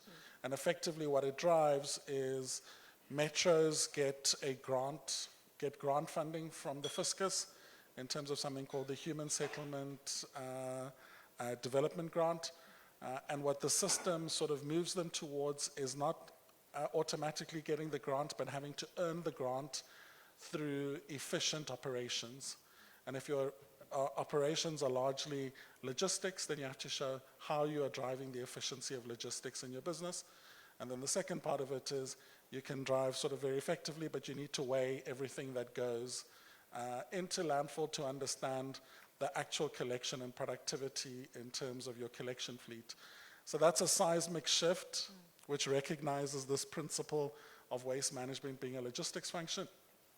And the second part is you have to understand that, okay, so everything that we are talking about in terms of recycling in the room up until now is very much driven on the supply side. How do I drive higher recycling rates, higher recycling volumes? But there must then be demand for that product. Otherwise, all that you'll do is you'll drive down the price of recyclables unless you increase capacity. To increase capacity, you must develop alternative waste treatment technologies.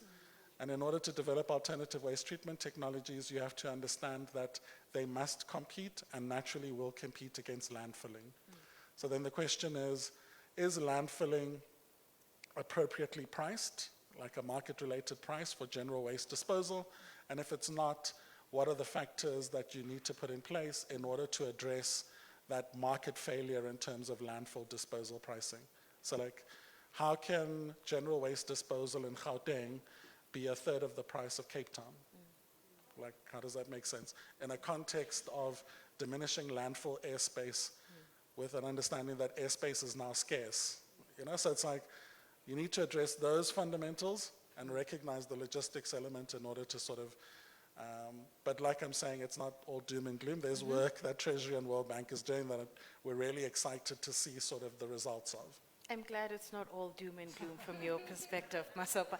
Alinwesi, you were nodding your head there as your neighbor was talking. Take me through some of the aspects that you were in agreement with and some of the aspects that, I suppose, deal with what we've been discussing here in terms of in terms of the problem areas highlighted by each of your panelists here. Thanks, even other panelists, for the contributions so far.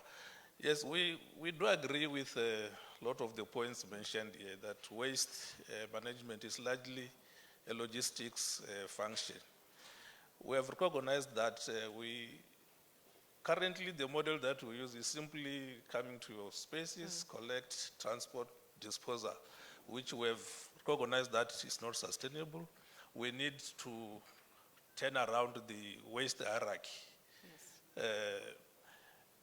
But it means we have to change the whole business model. Currently, we are compactor-based collection. That's where most of our budget goes. It also happened to be labor-intensive. 4,500 workers, majority of them general workers, low level. Because of the model, we are still reliant on these people who also get old. You need active people as you see them coming to your spaces, running behind the trucks and so on. So we have recognized that we need to change and move towards diversion and separation at source, which has been made law way back. But to turn around such a big operation is not easy because waste generation continues. Yes, the data is a contested issue. Province have their own figures, slightly different from the city, slightly different from the national department, but I think it's an area of improvement where we can have real data that will inform policy going forward.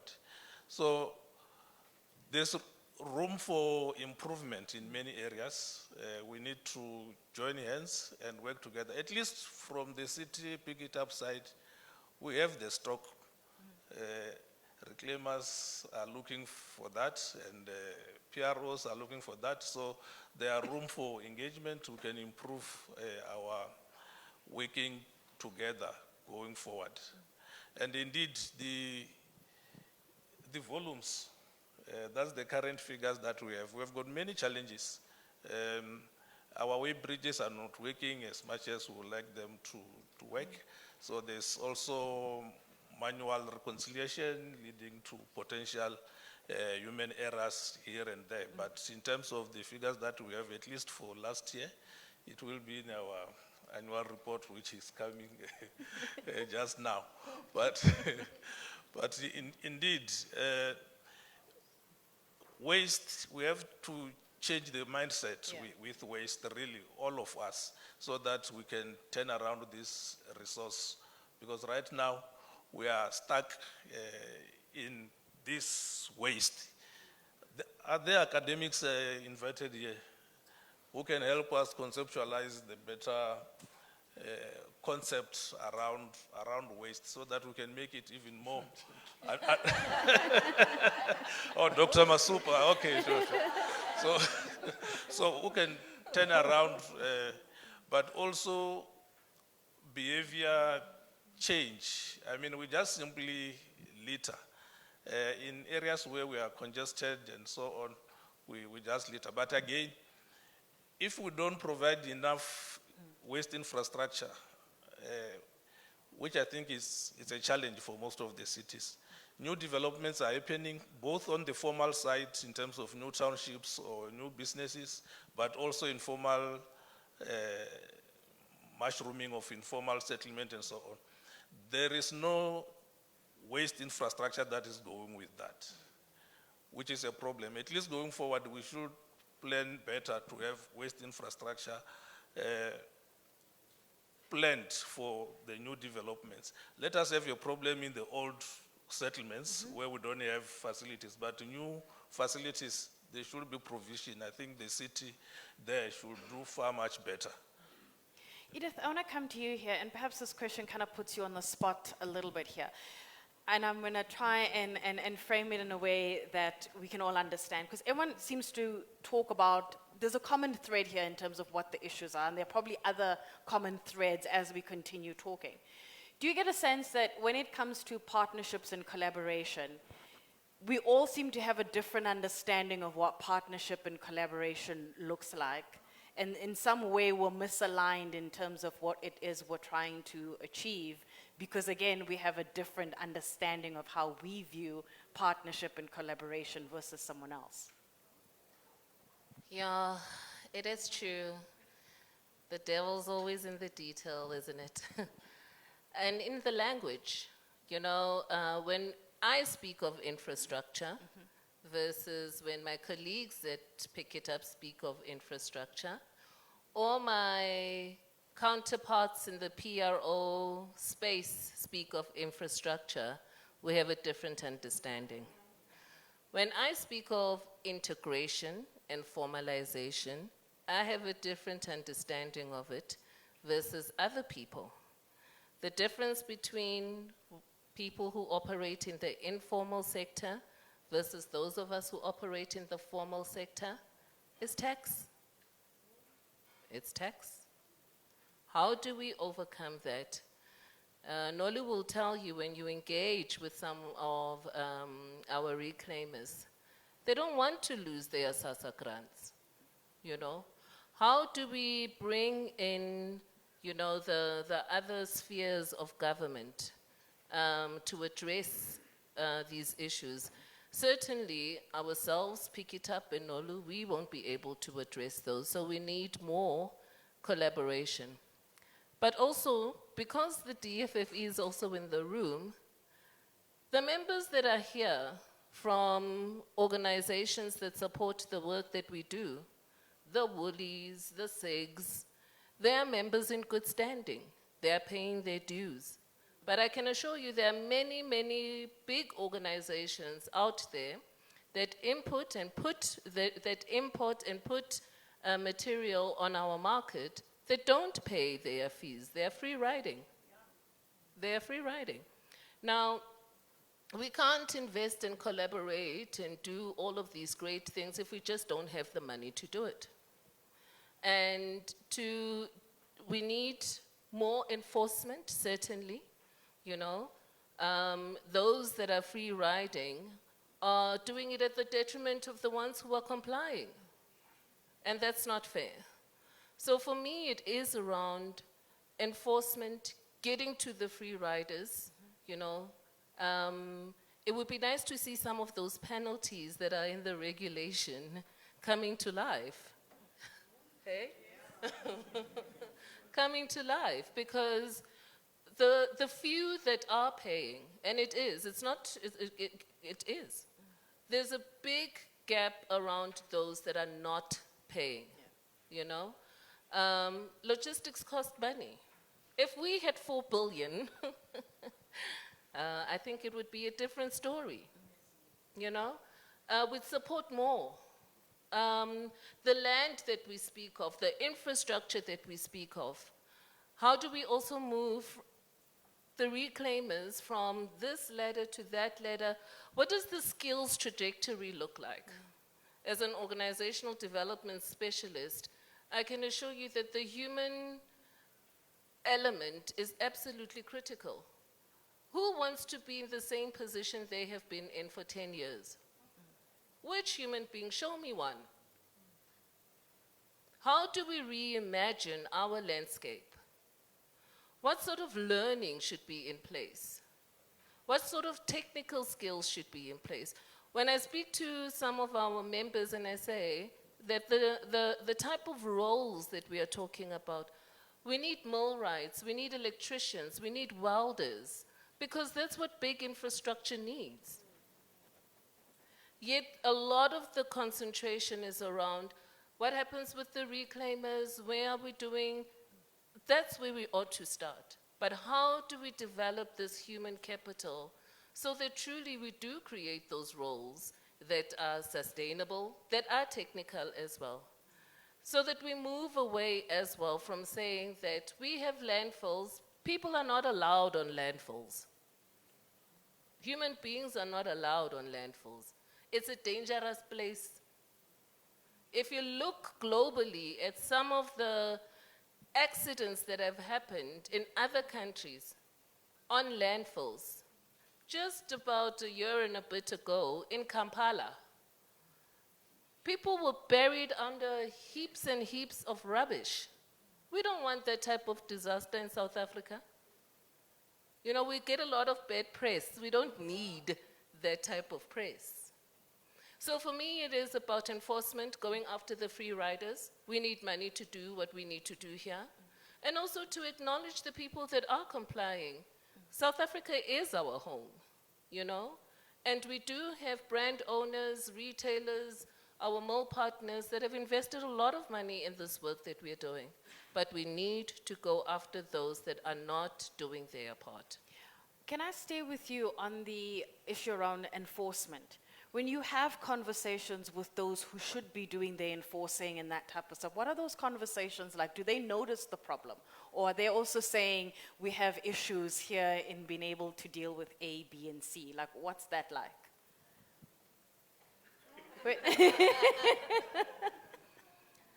I think that our DFFE colleagues, I'm not going to speak on your behalf, Molalo. Yes, if you can, if someone can grab a mic, let's try and get that response if you can. Pam, I don't know, you might be volunteered once again.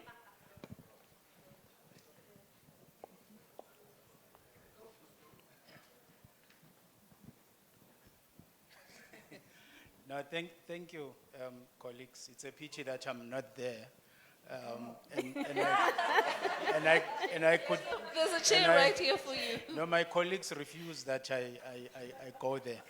But if I collapse, then Masupa will explain. So thank you very much for that input. So when we started developing the regulations, colleagues, we said these regulations will be reviewed every 5 years. We're on year 4 now. And of course, this is the first time we're bringing in an economic instrument to address waste management at that magnitude in this country. So we therefore said the first 5 years, frankly, will be the learning few years. And you know, we've amended the regulations so many times to accommodate concerns that are continuously raised by PROs, but also by the public in general. And I need to acknowledge that we are not happy that the free riders are still there, and we acknowledge that we should tighten the regulations to ensure that that becomes history. But we've requested PROs to to assist us in ensuring that those that are not complying are brought to book. However, we've also done our part on our side to write letters to those that we are aware of, and therefore this is continuing. We want the sector, especially the paper and packaging sector, to say our green scorpions would soon be knocking on your doors, and I still maintain that. Some have received letters from the past 2 months, and they need to negotiate with the PROs on how they want to participate in the EPR schemes. So we're throwing back the ball to the PROs to say, do you want to accept them or not? And if you accept them, perhaps this is your opportunity to say, you haven't complied for the past 4 years. We can give you, what do you call it? We can allow you to pay only for the past 2 years, provided you become our member for the next such and such a number of years. So we've tabled that with some of the PROs, but it doesn't mean that we have stopped. You see, perhaps the delay, colleagues, is that we realize that there will be, in fact, there are gaps in the existing regulations that would allow the very same free riders to escape even when we follow them. So, as you know, we are in a process of amending the regulations again, and we've consulted on that. And part of the proposed amendments should look at free riders, but also look at the journey for the next 5 years, because for us, frankly speaking, we have learned, but we need to tighten up the area around non-compliance. But there's quite a lot. There's also issues around surplus from PROs. We are worried about that because we don't know where these monies are going.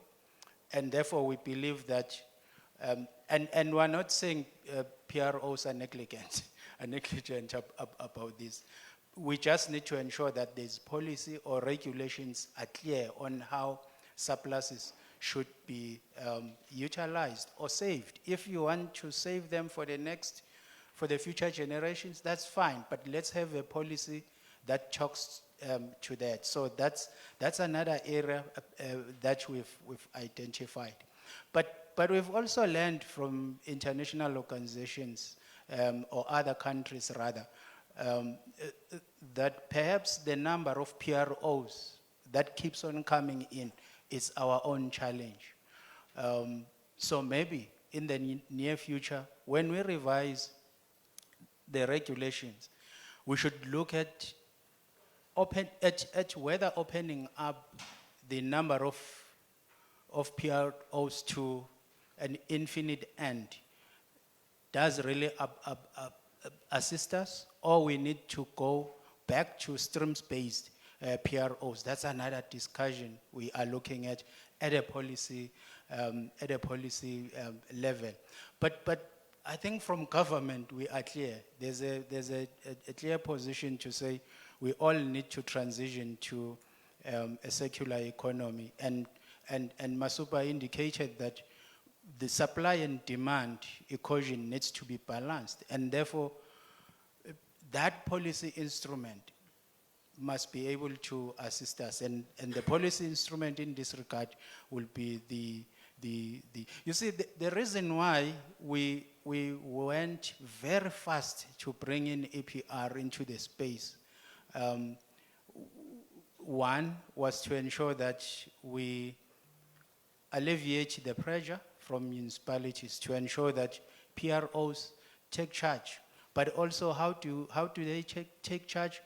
Bring in infrastructure, provide capacity building, empower those who want to participate, pay waste pickers, but also ensure that you invest to the future.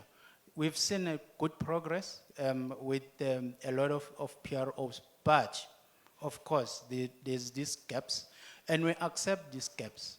So I'm not ashamed when someone talks about government and perhaps our reluctant to act. We are acting, and I hope that you'll see our impact going forward with the new or latest amendments that we are working on. Okay. Sorry, ma'am. Oh, please. Thank you. Oh, thank you so much, Dumisani, for fielding a question from the audience. Noluthando, I want to come to you and Pumelele, but let me go to Pumelele first because I'm going to get to a point where I'm going to pause my side of the questions because I'm sure the audience wants to engage with you. Noluthando, let's get to the idea of what a functional, dare I say, sustainable partnership looks like for you guys as ARO, because again, we were talking about perhaps we misaligned in terms of how we want to view partnerships and collaboration. So what does functional and sustainable look like for you? Okay, for us, we've walked quite a journey in trying to establish collaboration.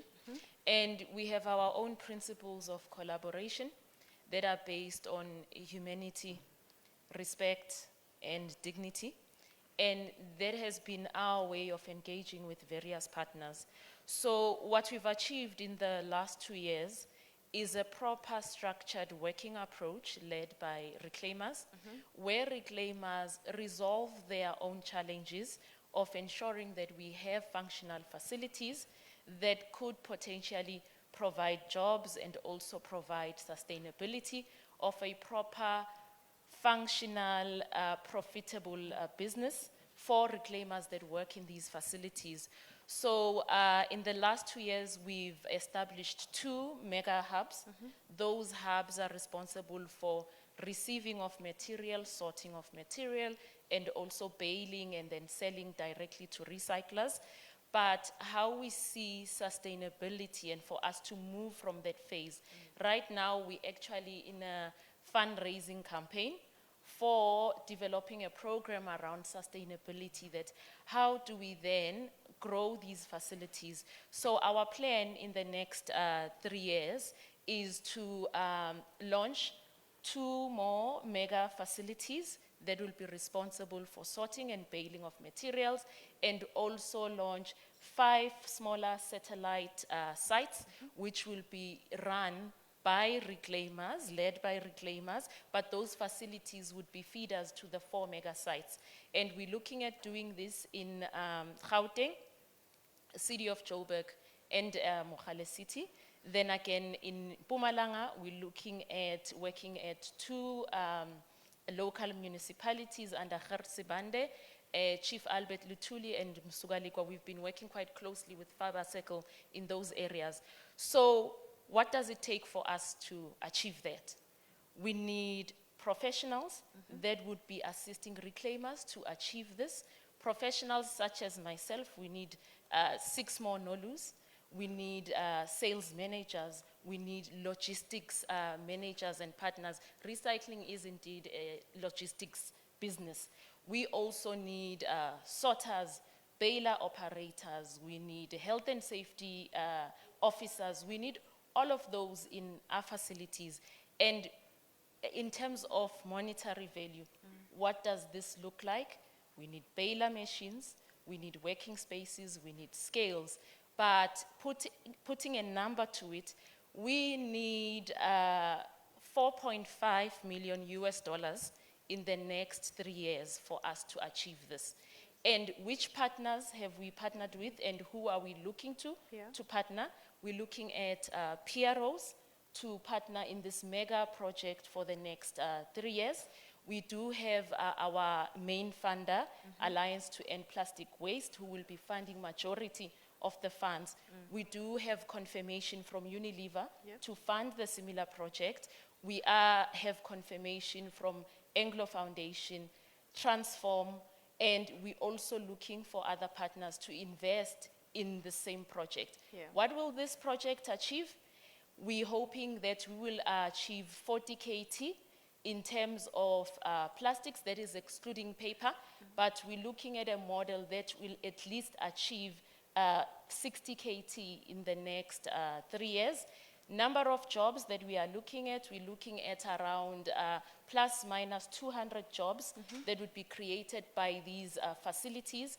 And we're also looking at supporting 2,500 reclaimers in this program. So that is what we're looking at the moment. And we call potential partners that are in the audience to engage with Arrow, engage with Fiber Circle for us to deliver this mega sustainability project. Okay. Comprehensive, $4.5 million in 3 years. I think we can get there. I have confidence in that. Pumilele, let me come to you here. Functional and sustainable partnership.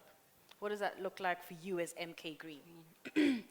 I think for us, what's functional and sustainable partnerships would look like would be one, if within those partnerships, access to volumes. I think that's a big one for us because with access to volume, then that means we are able to make it make sense, if I can put it like that. Okay. So access to volume is a big one, and then because that can grow the business. With you having access to volume can mean you require more sorters, you require more of this, more of that, and you're able to move up the value chain. So if we could get access to volumes and making sure that those volumes are consistent and are growing, I think that could help us as a business, and I think even with other SMMEs, because volumes are what will drive how we grow and how big we can become as a business. And I also think, because I feel like as much as we are partners with Fiber Circle, I feel like I always say Fiber Circle is our boss. So I feel like even being, I want to say, contracted by PROs, because I feel like with the EPR, because I mean the EPR is there to make sure that PROs are able to ensure that recycling is happening. So being contracted, I'd say, by PROs in order to achieve what we need to achieve through the funds that are available with the EPR, I think that's also can assist in making our businesses sustainable. I'll make an example with our Tandem Zanze program with Fiber Circle. That has assisted us in creating 4 jobs. So that has helped to make the business a little bit more sustainable. So I think even partnerships like that will make business sense and make sure that things are sustainable in growing our businesses. Okay, so I'm going to pause my side of the questions. If there's anyone that has a question for the audience, I do see a hand up there. I've got a gentleman there in the front, lady in the green, I see you. So if you can keep your hand up so the gentleman can see you, if you can just state your name and the organization. And then also maybe, if you can, tell me who your question is for. Oh, okay, thank you very much, but that is challenging. Okay, my name is Pulani Chele. I'm from SAPI, Research and Development. So actually I was touched, but I'll say error because I've forgotten the name. That's Nolutando. Nolutando, thank you very much. Yes, to be honest, I'm happy that there's organization like this that you are heading. But my question, actually it was a present thing and you've touched on it, but a little bit of it. With the reclaimers, one thing that I've observed, now I can see they're organized better than before. But in terms of safety, it's something that I've acknowledged, and I believe the House as well have acknowledged as well. That they travel sometimes very early in the morning, around 4 o'clock, around that time, it's dark. And then what I've observed, the trolleys, they don't have anything to indicate there's a person. And sometimes in the freeways, like the N4, the national roads. So that is something that I should say you should invest on it, maybe a light or something. and the hygiene again. Most of them, they just use their bare hands.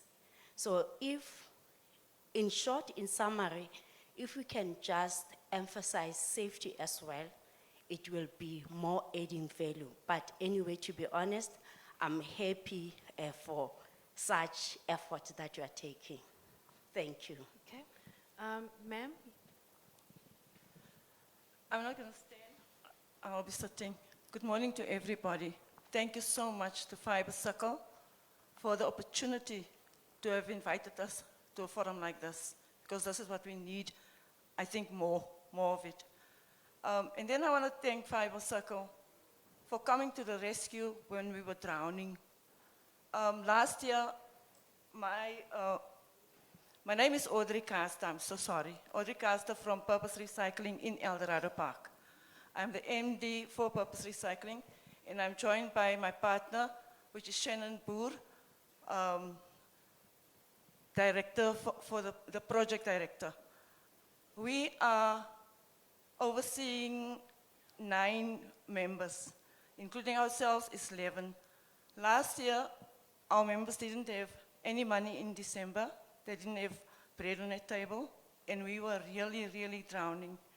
So this year, Fiber Circle came to the rescue to help us, and I really, really want to applaud you for doing that, because now this year at least they will be having bread on the table plus extra that we have saved because of you. Thank you so much. Thank you, thank you, thank you so much. And then my question is going to be to Mr. Pick It Up. I don't know if it's going to be a question or whatever, but please bear with me. Shannon and myself have started with no tonnages, nothing. We up to now, which is very little, we are a small fraction of what is happening in, I would say, all the co-ops that's dealing with Avalon. What's happening now is, what we are finding is we are treated like nothing. There's no respect, there's no dignity. When we are supposed to, Shannon has taken it on himself to engage 800 houses in Eldorado Park. We are now sitting on 6 tons a month. We can do more. There was a challenge between, I'm not going to mention, one of the people at Avalon and ourselves, and the truck that they gave us every Wednesday was taken away. We have 3 trolleys that Fiber Circle gave us, and 5 that one of our other PROs has given us. So they've got 8 trolleys. They walk 8 to 10 kilometers daily to pick up recyclables from the community. The communities want to engage, and others are fighting with us because we don't do the areas. How are we capable of doing the areas with the people that we have, including what we are finding now, no help from Pick It Up? So the amount in tonnages that you were talking about, you could have had more, you understand? We could have employed more people in Eldorado Park. There's so much drugs going on. There's so much gangsterism. There's a lot of things going on. People are crying. Reason being because there's no help. And when we are trying from our side to help, we don't get help from some PROs. Thank you for the ones that came in to help us. I'm emotional. Please just bear with me. Because when I get to this, I want to just grab someone's neck. To be honest with you, when I see what's happening and what we can do and change. Most of my members were drug addicted. They are all free from drugs for so many years. And how many more can we help out there? So the other thing is, on a Wednesday, we're supposed to get plastics from Pick It Up. We will get a message to say we're in a meeting. You can't get plastics. Come and fetch it yourself. when the guys are supposed to already move with the trolleys through the areas. What do we call that? So okay, let's deal with that, Alnesi, because I can see you making lots of notes. I'm hoping some of those notes have responses. How do we help? Because they seem to be doing some good work there. There's some stalling. There's a bit of, it feels as though they're going backwards in a way. How can you assist? Is there a way that we can deal with this, that on Wednesday they get the plastic they need, there was a truck, you spoke about a truck that used to... Yeah, it was just taken away from us. How do we Because we used to do more on a Wednesday, but we can't do more. The guys are pulling that heavy trolleys for 10 Ks. How much more can I put on the trolleys? How can we assist that? Perhaps maybe it's even a conversation the two of you can take offline to try and deal, maybe not with just her situation, but there are probably others in the audience as well. No, thanks. We acknowledge the concerns that are being raised. I think there could be some communication breakdown or some relationship issues that we need to manage.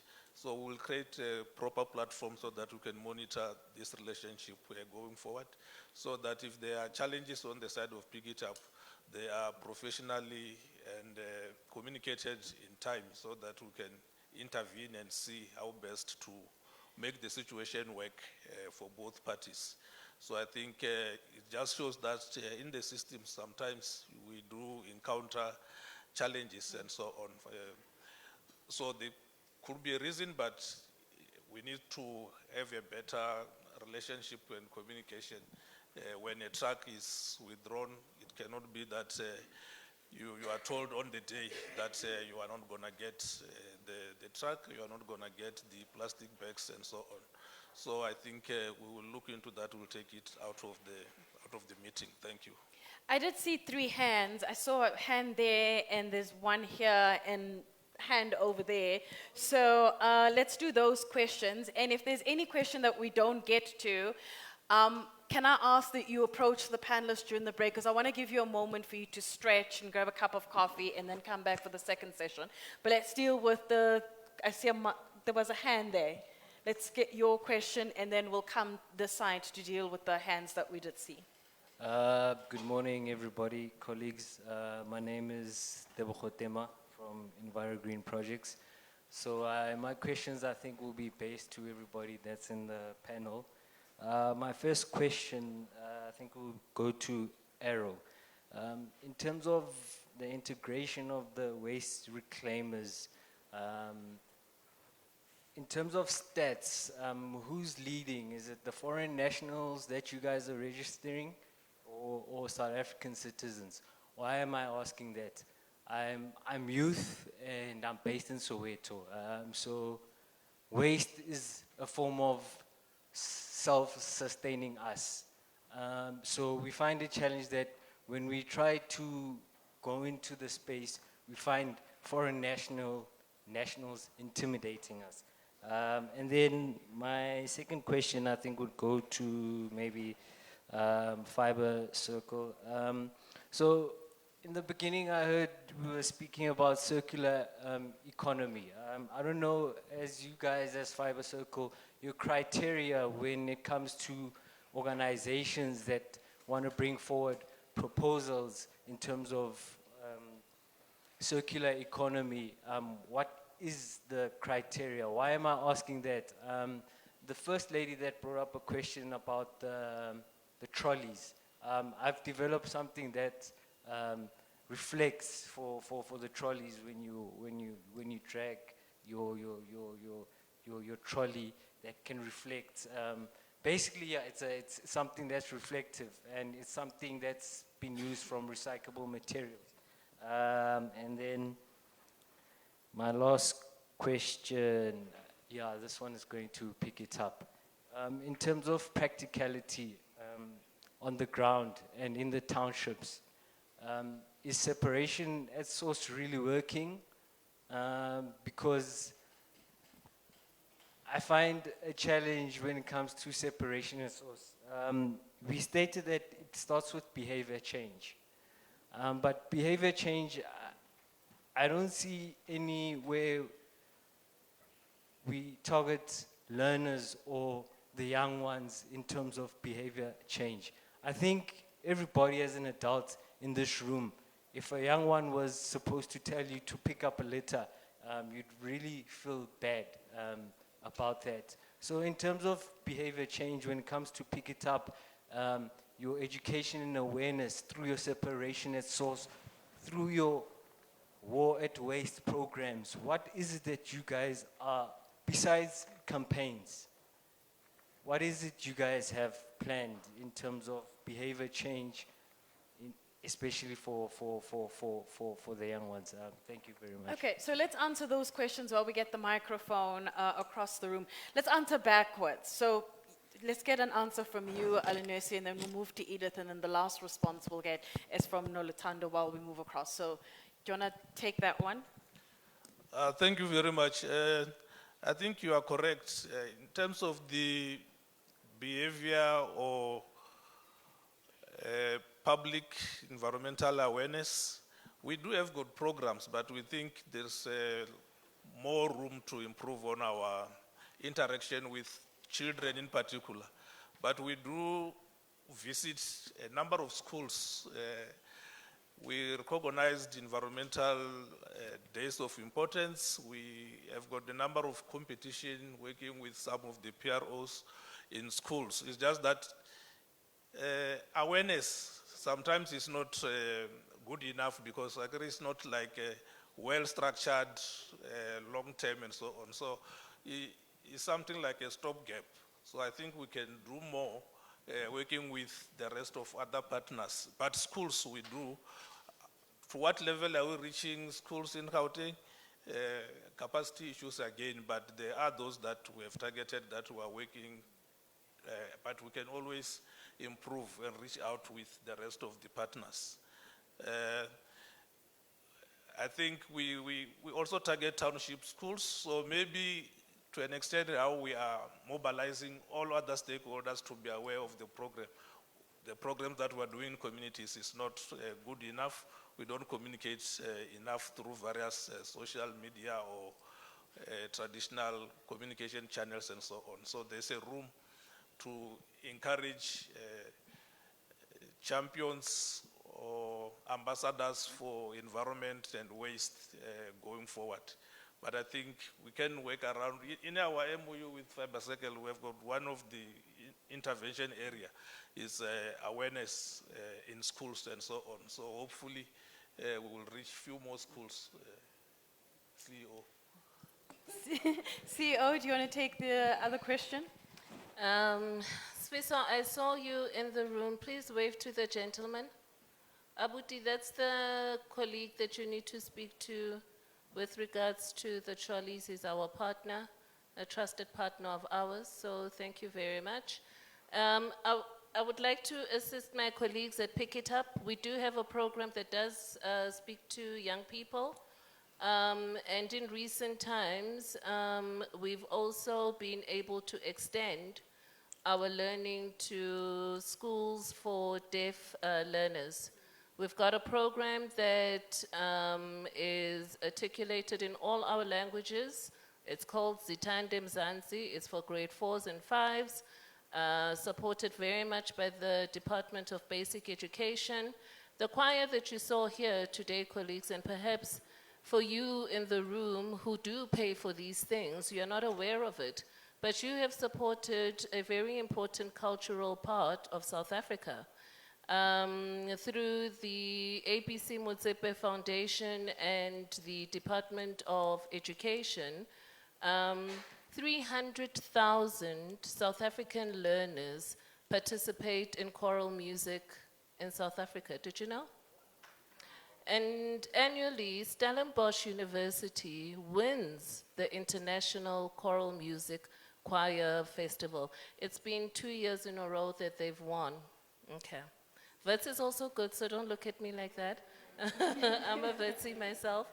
But the point that I'm trying to make is that we like innovation, we like reuse, recycle, the hierarchy. There is a lot of work that is being done from an education point of view. More should be done, and aligned also to classroom activities and classroom time in South Africa is a challenge. Our teachers are overburdened as well, so we need to find very creative ways of bringing this education to our learners and to our communities. Young people know how to recycle, my brother.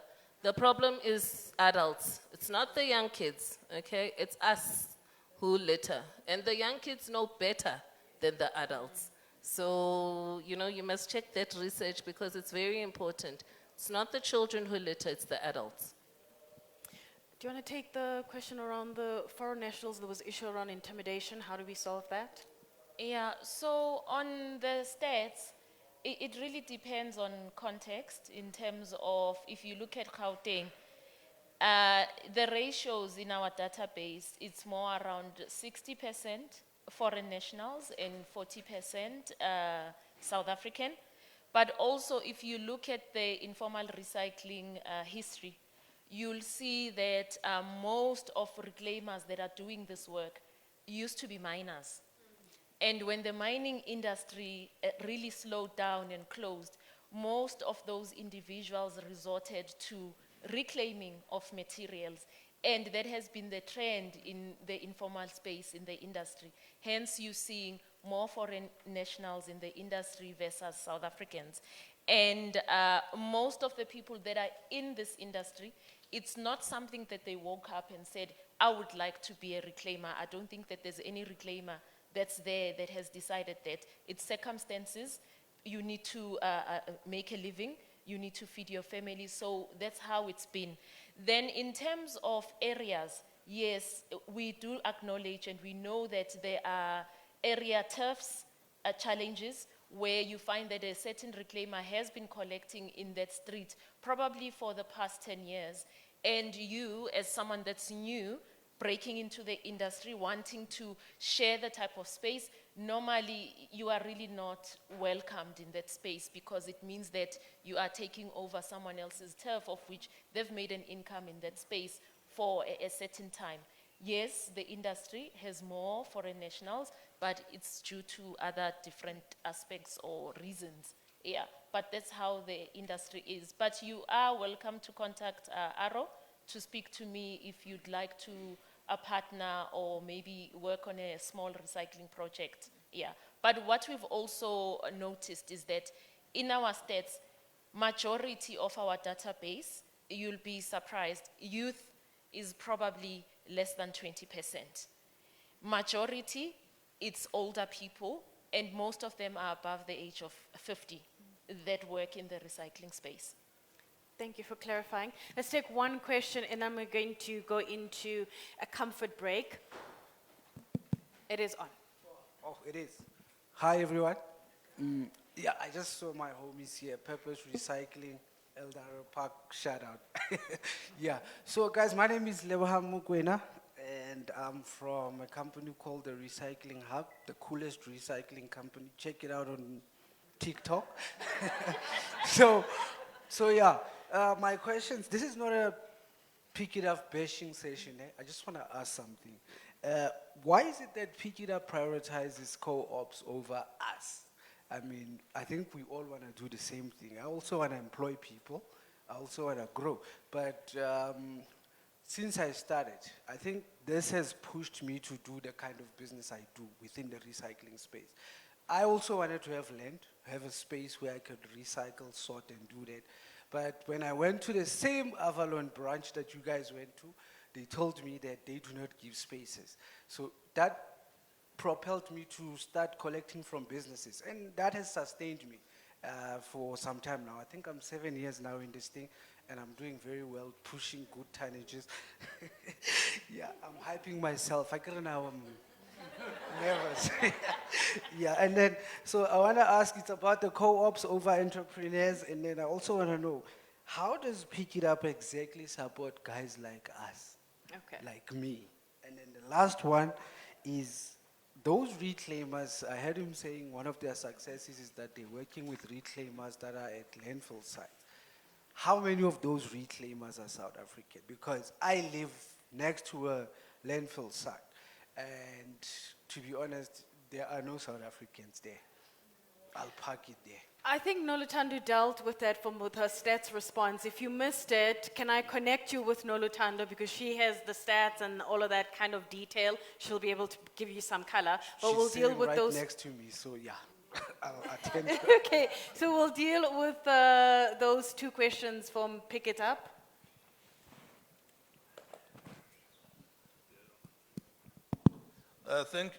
Thank you very much. Yeah. No, I think historically, Pick It Up has been working with co-ops in our spaces.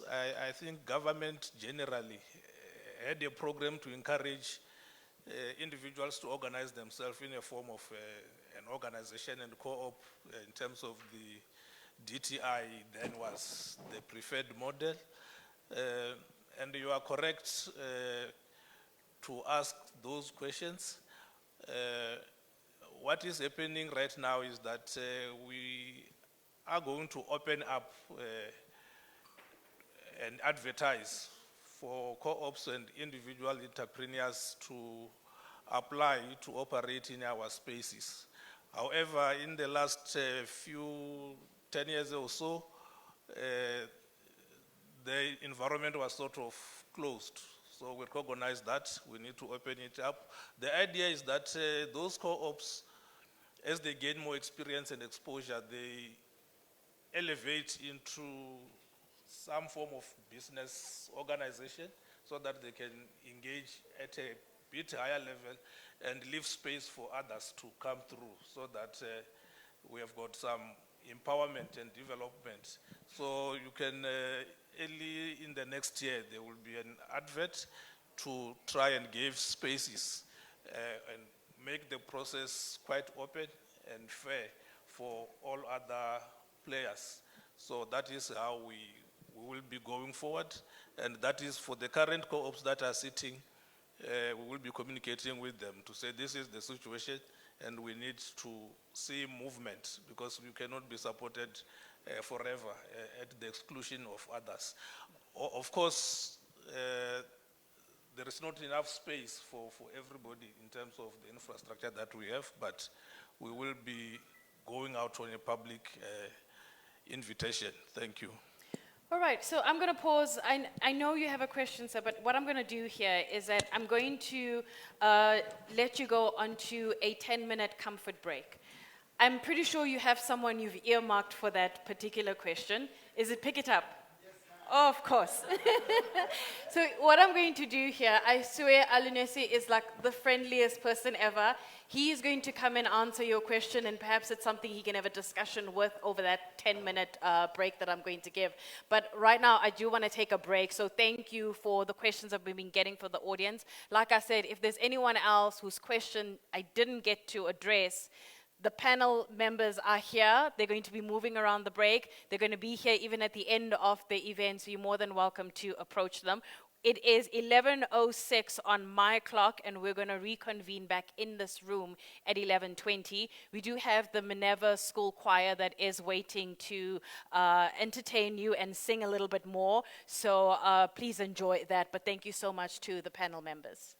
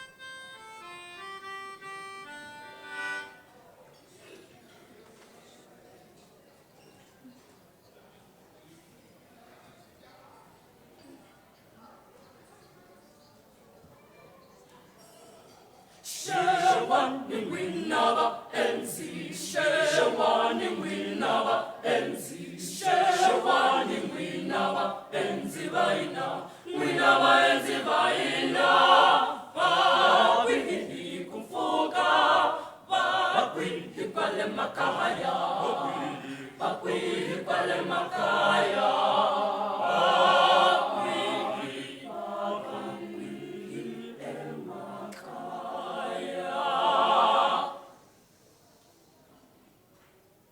Sheshwani Winaba Enzi, Sheshwani Winaba Enzi, Sheshwani Winaba Enzi Vaina, Winaba Enzi Vaina, Wini Kumfuka, Wini Pale Makaya, Wini Pale Makaya.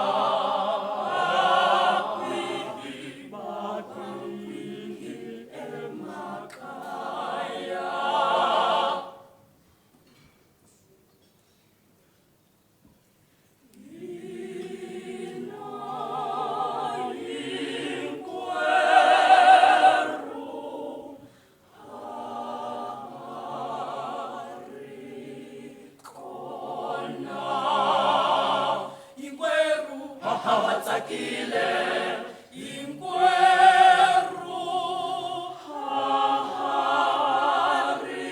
harikona itakela loku enzeriwa iba enziwa fanana mwina ina itakela koku enzeriwa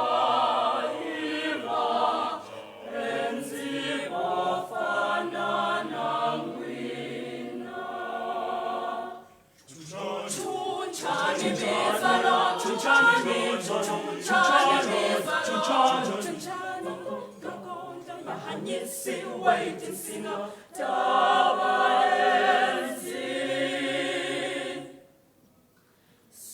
swear, sweetie, dweni, miri, ekaya.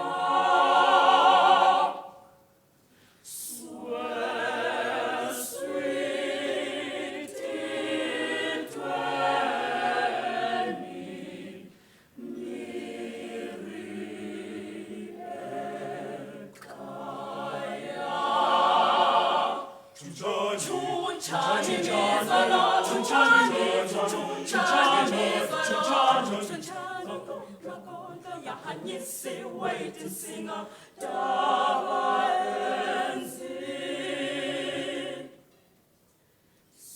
Swear, sweetie, dweni,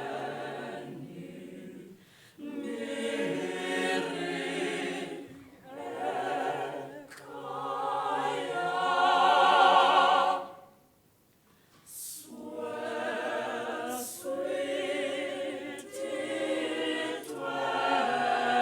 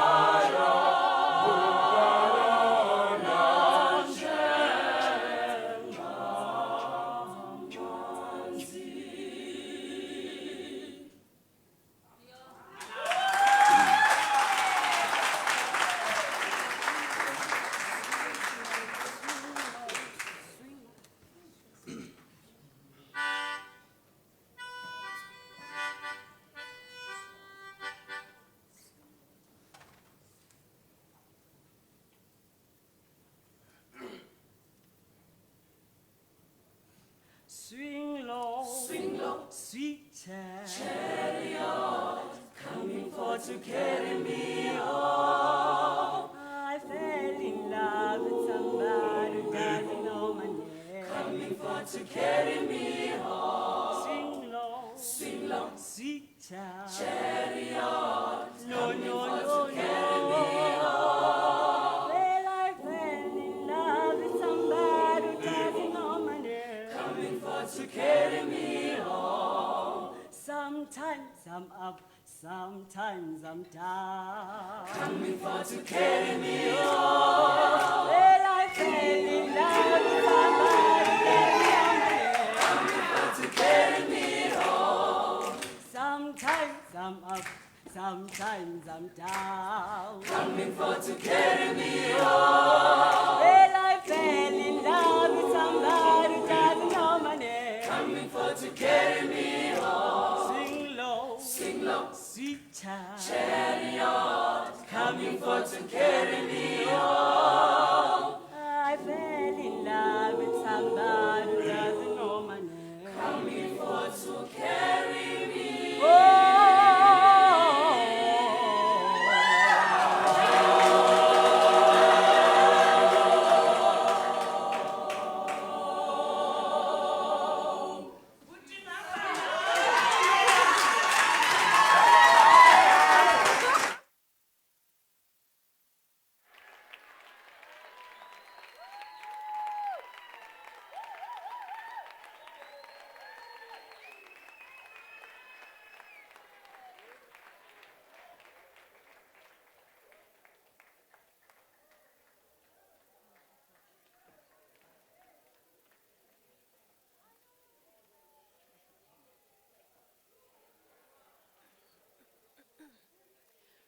Welcome back.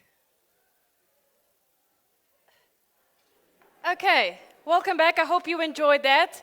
That was their last performance for the day, so let's give them one last round of applause.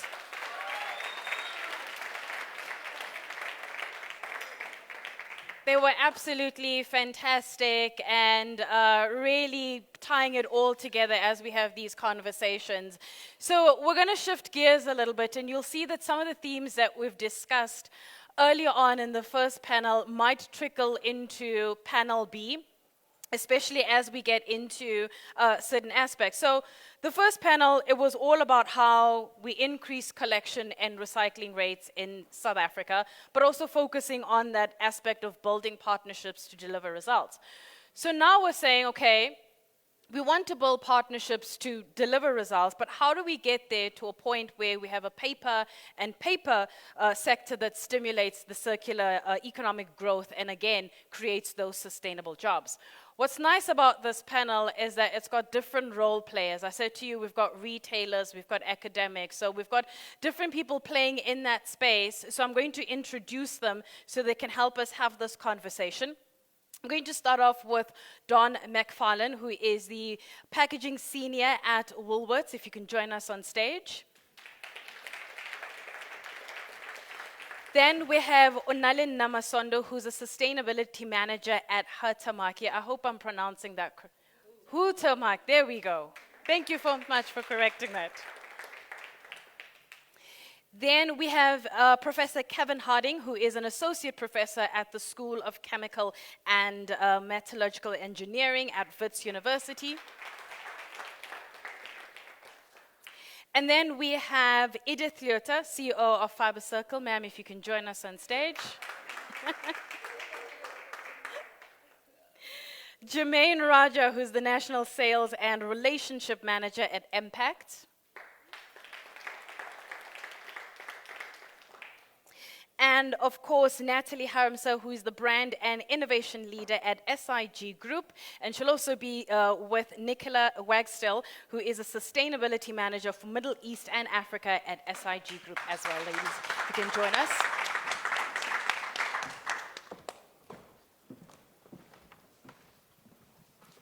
Thank you so much. So in the same way that you have been engaging with the previous panel so robustly and asking those all-important questions, please take the opportunity to do so with this particular panel as well. Edith, I want to start off with you because I think, as I mentioned, there are a lot of stuff that might seem similar, and part of it is because, again, this is an ecosystem that's trying to solve or find a solution to the problem that you alluded to a little bit earlier on. Let's talk about the paper and packaging sector. Where are you seeing the biggest gains from your perspective as a PRO? And I suppose, again, where are the barriers that still remain for those who may have missed it and weren't around for the first part of the conversation? All right, thank you. Wasn't that amazing? The choir is from Alexander, just up the road. And if you know Alex, then you know that there's a lot of poverty in Alex, but you wouldn't say it with the way they sing. Paper is the future. We are not shy to say it. We don't promote plastics. I know that there are some PROs who do both. We don't.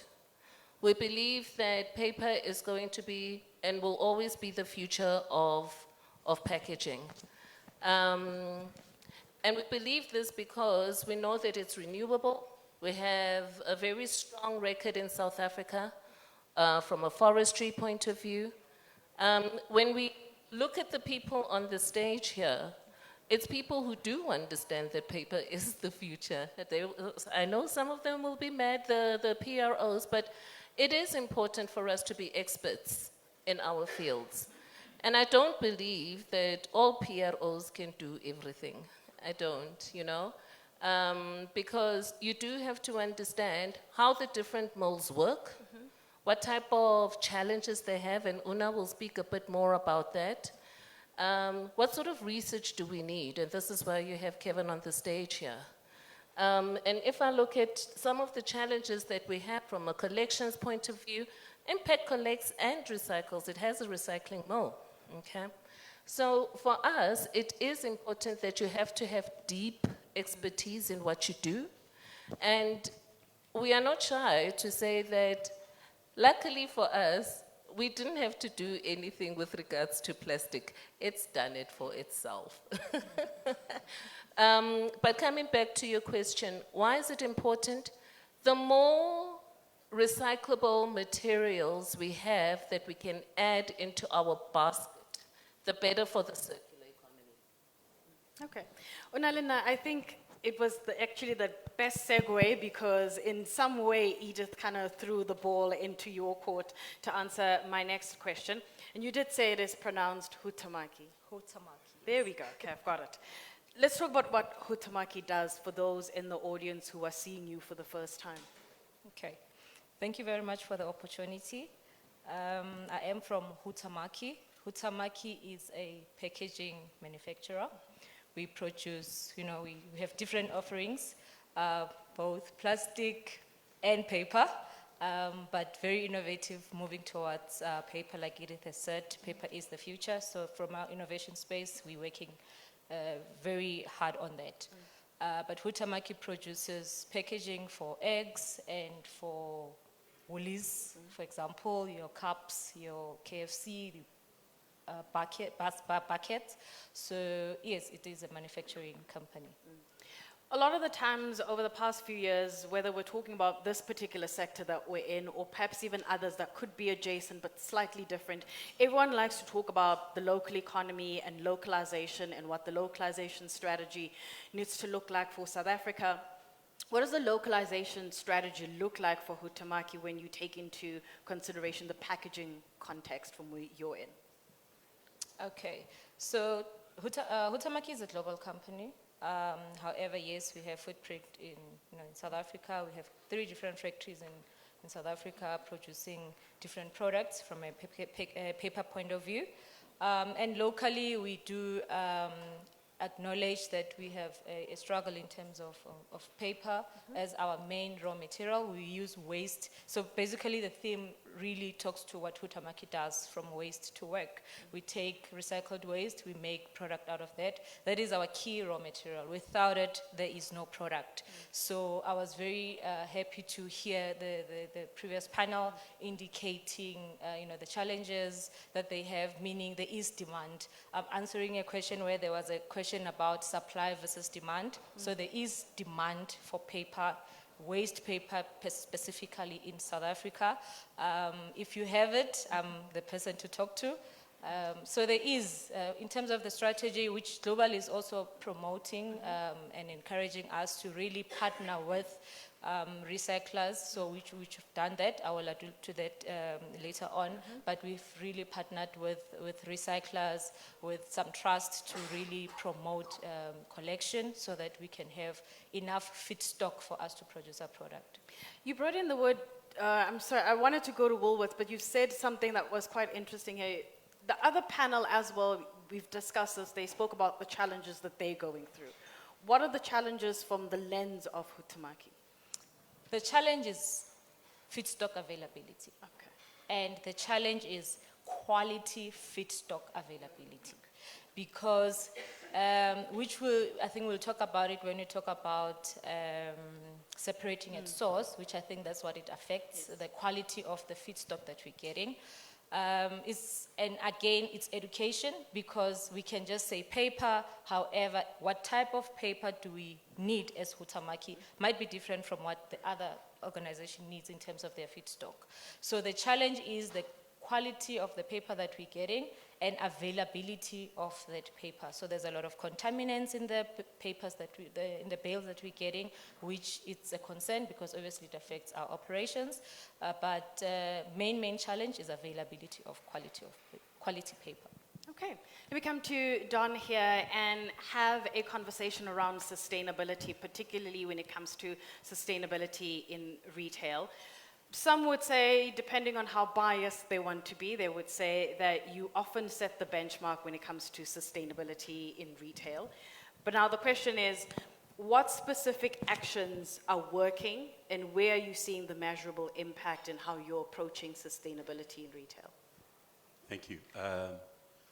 So when it comes to sustainability in packaging and sustainability in retail, we maybe have an unfair advantage because we are now in the 18th year of our good business journey. 18 years ago, we decided that in order to be a sustainable retailer, we needed to do something.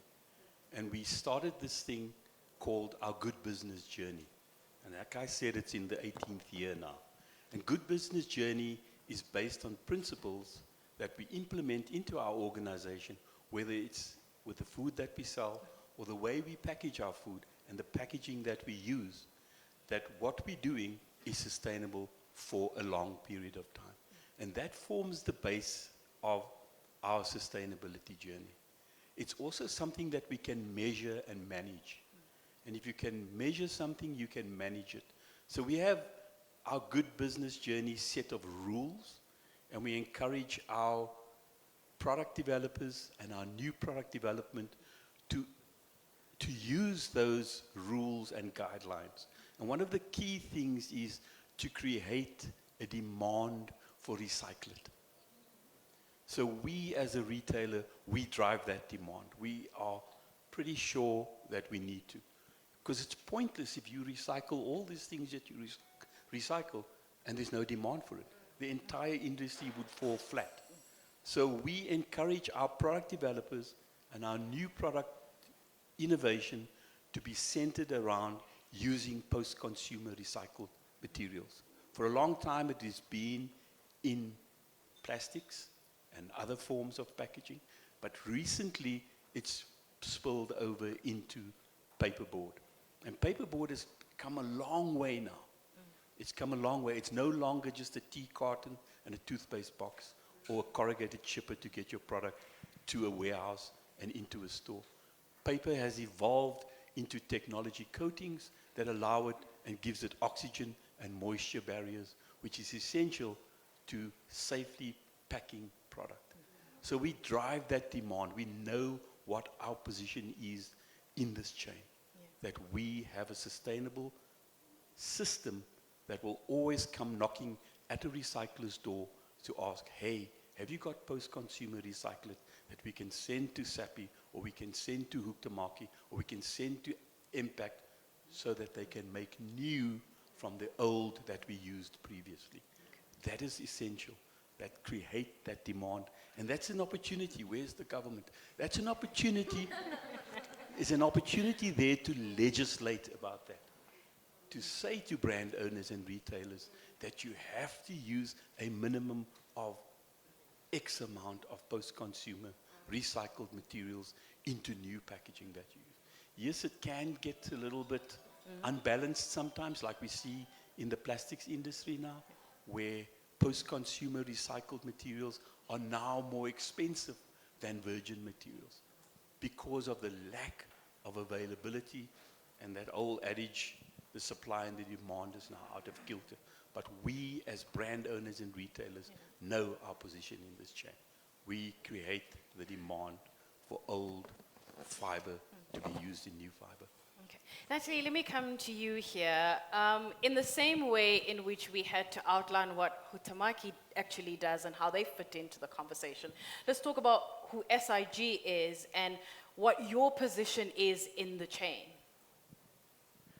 Good afternoon, everyone. So SIG is a aseptic packaging manufacturing company. We've been around 172 years. We are a global company with numerous manufacturing sites across the globe. From a liquid board packaging perspective, if you look at the current landscape in South Africa, we are the main producers in the liquid board packaging that is enclosing your milk, your juice, and your wine cartons. But these are filled aseptically. So that means it is a UHT process and it is a shelf-stable product. So we know that in South Africa, it really helps to have a product that can be extended on shelf. We have logistics issues and our product doesn't need refrigeration once on shelf. If we look up the makeup of our product, it is a liquid board paper. It is made up of 75% virgin fiber, which is FSC certified, so we know we are sourcing it from the right suppliers and we have accountability and can see and traceability of that product. The 5% then is an aluminium base, which is also ASI certified, so we know our aluminium is coming from a stewardship that is regulated, and the remaining is a polymer. So that is currently the makeup of our product that we have on the shelves today. And looking at the panel we're sitting today, we are part of where we are the packaging to the brands. We are using the paper from our fiber, from our mills, and then we are the ones that also that are putting the product that needs to be out there to come back into the cycles that they've once started from. Okay, thanks for outlining that. We're going to circle back to some of the other aspects in relation to what you've just mentioned here. Jermaine, I want to come to you here because Impact is one of the most influential players, especially in South Africa when it comes to the recycling landscape. Where are you currently making really strong inroads from your perspective? So just to fill people in on who Impact is, we are leading plastic and paper manufacturers as well as recyclers in South Africa. We do about 600,000 tons a year that we process. We do own our own mills, 3 mills, Mkondo, Springs and Felixton, where we process and convert our own material and sell it back into our own corrugated divisions. So we do close the loop on the packaging. Can you just repeat your question? I've got sidetracked. From your perspective, and especially at a time where someone would view Impact as having this really influential role in the recycling landscape, where do you believe you're making the real strong inroads? I think it's just our reach and the points that we have, across the country. We've got 15 of our own branches. I think accessibility is a big thing with regards to bringing in material and that sort of thing. So I think it's the 15 branches of our own. We've got 50 buyback centers and 150 partners across South Africa. So I think that's really our reach and our footprint. That's really, makes it more accessible especially to the waste pickers, coming back to the waste pickers. Nicola, let me come to you. You are the Sustainability Manager for Middle East and Africa at SIG Group. And when the conversations around sustainability really heated up probably 2-3 years ago, people had different, call it definitions, in terms of how they want to view sustainability, and then taking that global definition and then trying to filter it down into the local realities on the ground. How is SIG viewing sustainability, but then again taking into consideration of South Africa's local landscape and the realities that you may encounter? Okay, thanks for the question. After Natalie's introduction about SIG, so yeah, we are 172 years old. Our sustainability agenda is not 172 years old, but similar to Woolworths, like since many, many years, and you will see us in our sustainable product portfolio, that our sustainability agenda on a global level, which is then translated into the regions, has a long-standing record. We look at many aspects, so we want to drive the packaging system to a fully circular system. We have the ambition that our packaging is made from fully renewable and recycled materials, and that all our packs we create are getting recycled. So we have taken a lot of steps to reach these targets. One is like our sourcing, as Natalie said, we source 100% FSC paperboard. Also our aluminum is from the ASI Steward Initiative, also responsibly sourced. We have targets, or climate targets, which are validated by the Science Based Targets Initiative. And looking into our packaging, we have, like the global targets are impacting our scope 1 and 2 emissions, but also our scope 3 emissions, where we look at our sustainable packaging. So we have, since more than 15 years now, a sustainable product portfolio, which has an even lower carbon footprint than the standard liquid board beverage carton, where we remove the aluminum layer from the packaging, because a lot of emissions throughout the product life cycle comes from the raw materials. And if you look at the raw materials, paperboard, aluminum and polymers, if we remove the 5% of the packaging's weight, the aluminum, you reach a 25% CO2 reduction, which has a direct impact on the scope 3 emissions, on the retailers and brand owners. So like, if you're looking at the circle, we are impacting these partners as well. And then on the recycling part, obviously we're working with partners around the globe, but then also in the region, and maybe I come more to South Africa, with the relevant stakeholders like the PROs in countries where we have EPR laws being enforced, in other countries where we don't have it yet in the region. One big part is to support the discussions with the ministries on like implementing EPR frameworks. And how we're doing this in South Africa, we're using our global knowledge network as well to have the projects we run in other countries, and then not copy and paste, but try to adapt it so that it works for the South African market. For example, like we have a big project in Egypt where we successfully implemented a full circular economy, and it's operational at the moment, where it's a similar setup like South Africa. We have the informal sector collecting the waste and then sending it for recycling. I have to say, on a note, Egypt doesn't have an EPR law yet, so we implemented this project to mirror the EPR scheme, like proving the system, looking at the collectors, creating jobs for them. Similar like what we had in the first panel, there's a lot of interesting points, also looking at safety, for example. We chose a partner who was already picking recyclables, and then went into the same network, into the same stream, working with these collectors, training them on the beverage carton collection, equipping them with safety.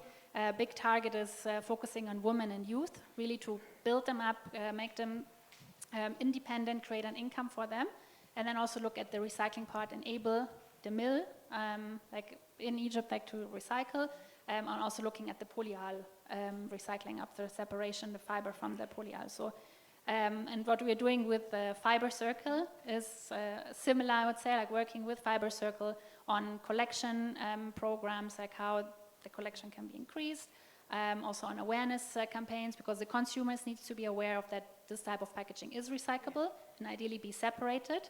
And then also, with the ministry, like public-private partnerships, this is how we have seen from other markets, also from Egypt, that this is the way forward. So bring the stakeholders together, enable certain partners, and then work on the circular economy. Yeah, thank you for that outline. Prof. Harding, I want to come to you here because we have different role players here. But in my introduction, there may be those in the audience who heard me say that you're an associate professor, the School of Chemical and Metallurgical Engineering at WITS, but also, you're also the co-founder of the Industrial and Mining Water Research Unit, if I'm not mistaken. Somebody in the audience might be thinking, well, how does the prof at WITS fit in the work that he does in this ecosystem or in the work that the ecosystem does? Perhaps you can outline how you fit in with the work that you do. Yeah, thanks for the invite. So, as a university professor, my day job is to teach, so yes, that's where sort of some confusion comes into this. But the sideline on that is that I get the freedom to do the research that I would like. So the main role of a university is to teach students, to create knowledge, to develop their understanding of how things work, and on top of that is the research aspect. So we work with lots of companies. Fiber Circle has been a big part of that. Impact, SAPI, we've worked with quite a lot of them, where we answer questions that they might have about a process that they don't have the time to answer, or they don't have the facilities, the lab facilities, the students who have that thirst for knowledge to sort of look for things. So we get involved with small projects, big projects, consulting type projects. As I say, again, Fiber Circle's been very good to us as well on this one to just see what we can look at that companies don't necessarily, I won't say want to look at, but they don't have the means to look at. So that's where we get involved on those sort of aspects. Let me ask you a fun question. What are you looking at right now that is fun and maybe companies don't have the means to, but you've got to, and you can, maybe you're privy to share what you're looking at right now with your team? Yeah. So most of the work that we look at, so the group that you mentioned is actually outdated. It's now the Green Engineering and Industrial Ecology Group. We're looking at quantifying environmental impacts. So I don't want to pick on Woolworths, but Woolworths might say something or whatever it might be. What we want to look at is, can we back that up with actual numbers? So being a university and a scientific organization and engineers, we want to get that number. What is the carbon footprint? What's the life cycle impact assessment? What's the material flow analysis number? Are there things that they are doing that they could be improved on in the entire life cycle? So we're looking at various different industries on that, and where are the bottlenecks, the hotspots that we can then help them reduce their impacts. Okay. Let me come to Don here, because one of the panelists touched a little bit on the EPR. And I'm curious here, how is Woolworths looking at the EPR beyond compliance? So close to almost 5 years ago, when EPR was first introduced in South Africa, there were a lot more questions than there were answers. And on the fringe of it, there were a lot of naysayers.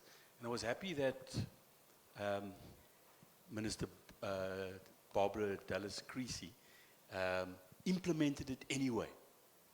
Amidst all that confusion and that volumes of questions without any answers, they pushed through, and on the 1st of January 2022, we started paying the fees for the packaging that we used.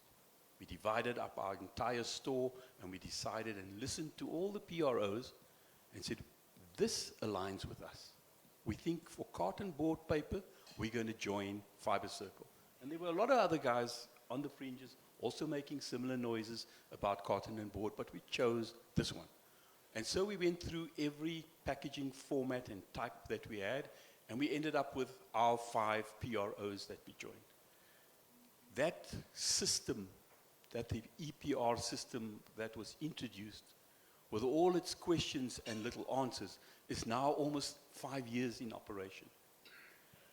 And we think and we hope that the learnings, one of the big things about implementing a system like that and not having all the answers, is the learnings that you gathered along the way for this 4 years now.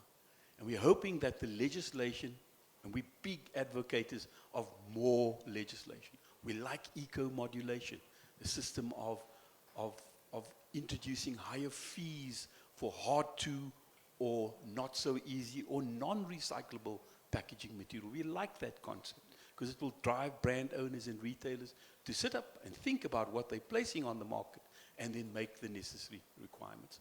So EPR into the future, we hope that it's going to be more legislation and not a big punitive stick that hits brand owners and retailers across the ankles, but a system that directs it now based on the 4 years of information that has been gathered. So we're hoping that's going to be implemented. We hope that EPR will set levels of introduction and inclusion of post-consumer recycled materials into the system.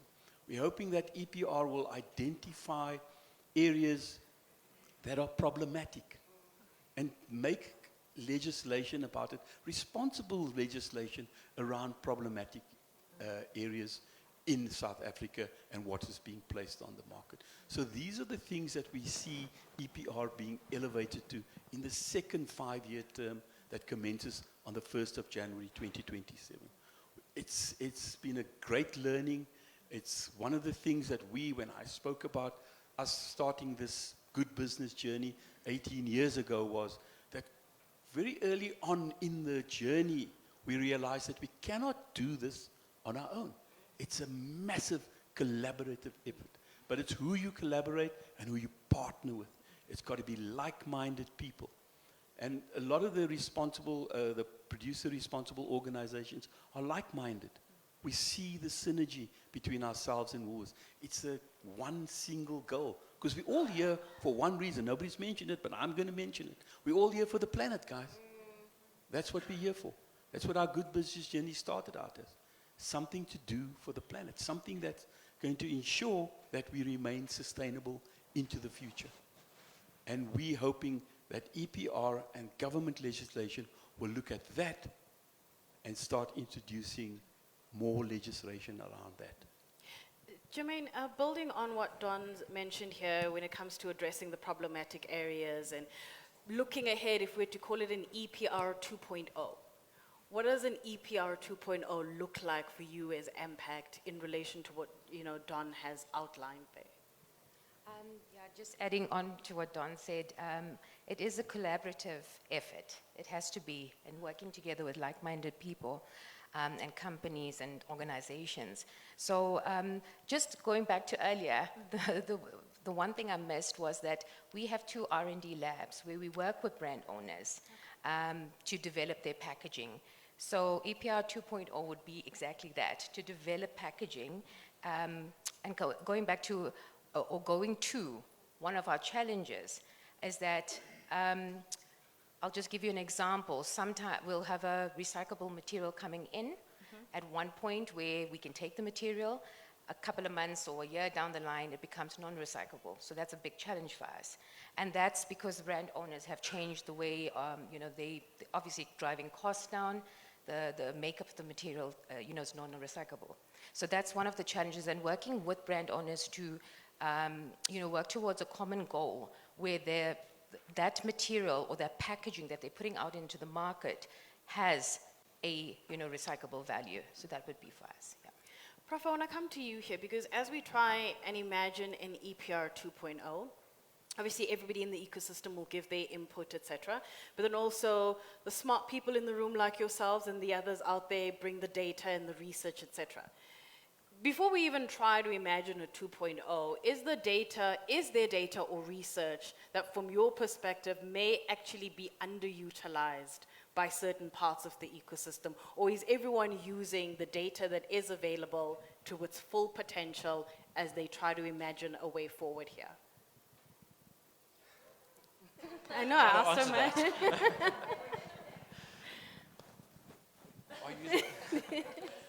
I'm sure there's data that's been underutilized. What that is right now, I'm looking around and seeing if there's something that they can answer on me. So what we find from a university perspective is we battle to get the data, and what we get we do utilize. But I know there's data that's hidden around. And do you have data that's hidden around somewhere? But whether it needs to be used or not, I don't know. We have data. We've been collecting data for a long time, and we slice and dice our packaging portfolio, all 35,000 tons of that we use annually. We can slice and dice the way we want to. But the data that we find lacking maybe is, whilst we want to create the demand for recycled materials, we want to start out, although we start with the end in mind, we want to start out with knowing what it is that we can and cannot put onto the market. Okay.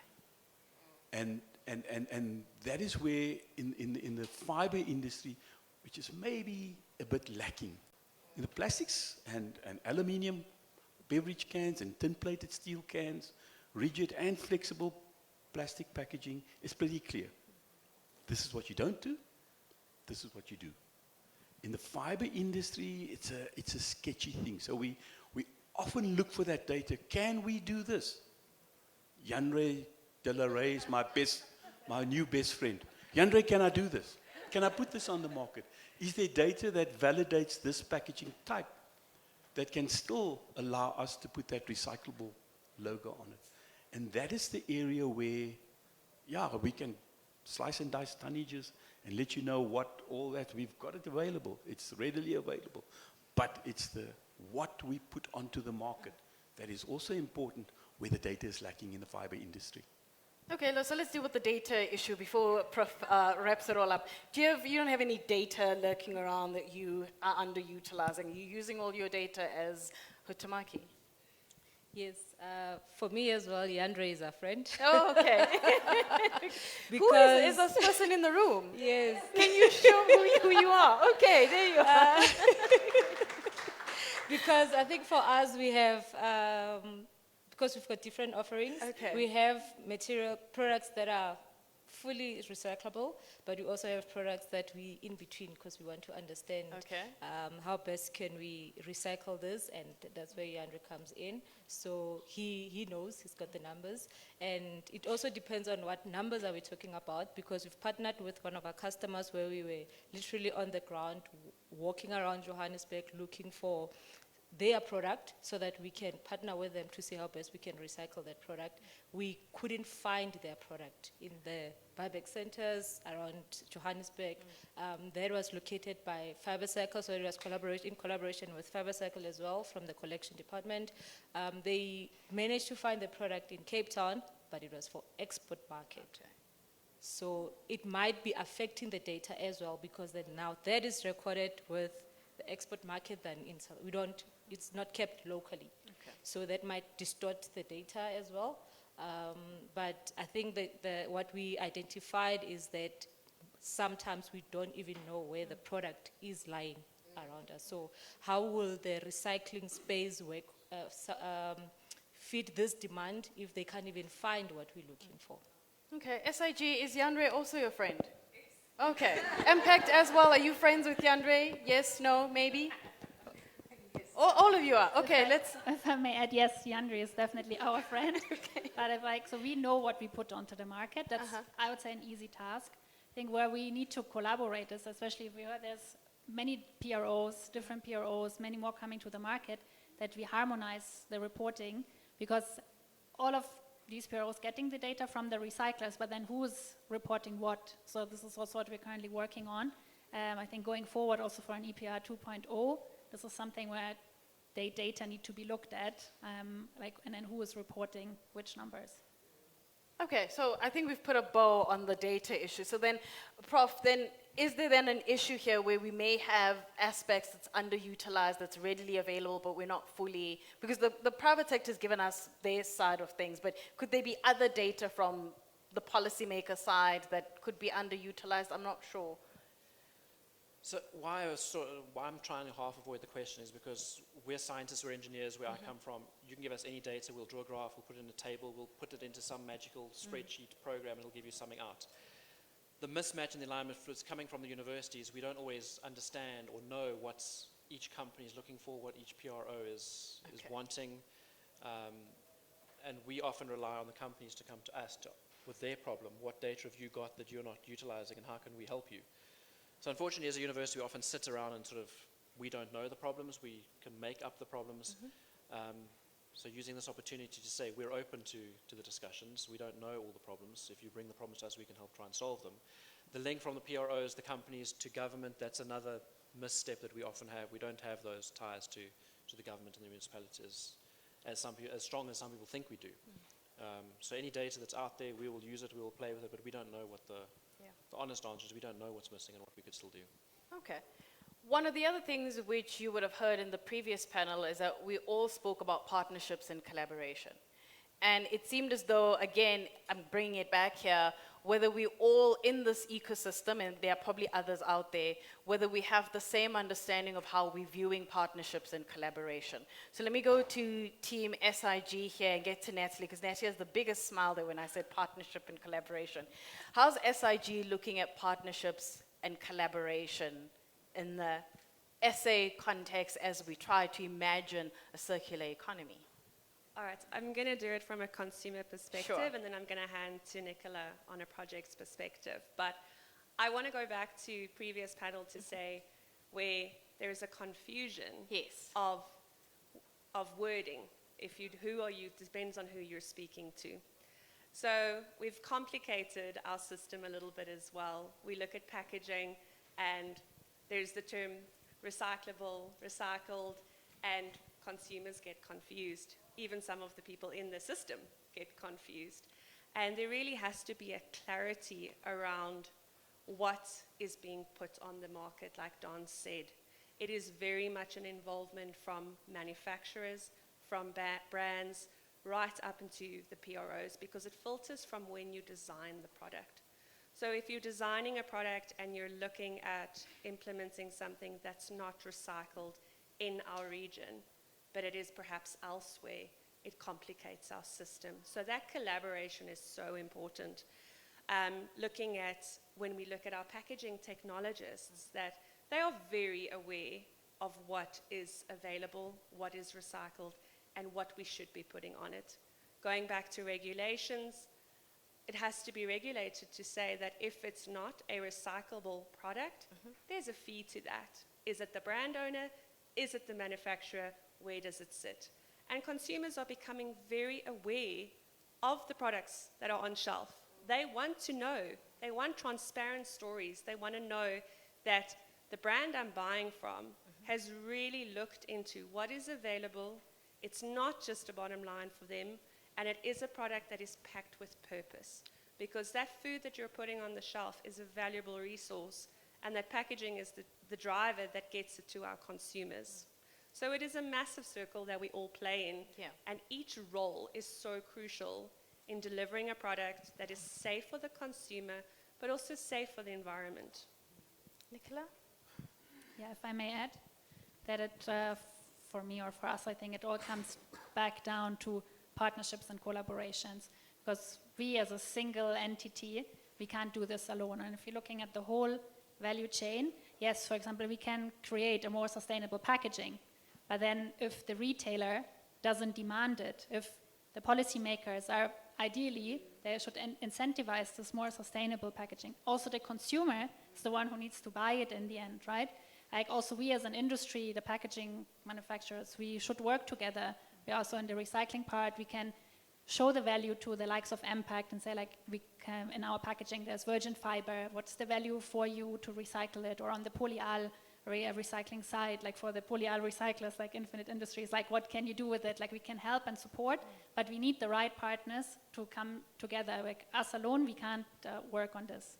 So that's a, yeah. Okay, Don, let me come to you here. We can imagine all kinds of opportunities based on collaboration, whether it's with the PROs, the recyclers, the producers, etc. But from a Woolworths perspective, how do you look at partnerships and collaborations as you position yourself in that chain? Yeah, so we always start with the end in mind. We always put up that problem statement. That's the problem statement. And how are we going to correct this? What are we going to do to alter this and change it and make a difference? And then we know what it is that we want to do. We know how we want to do it. And then we start engaging with various role players in the industry, whether they are packaging manufacturers or raw material suppliers to the packaging industry, and PROs that supply post-consumer. We go through the whole chain and we listen to each and every one. It's a lengthy, long process. But then we find those that resonate with us.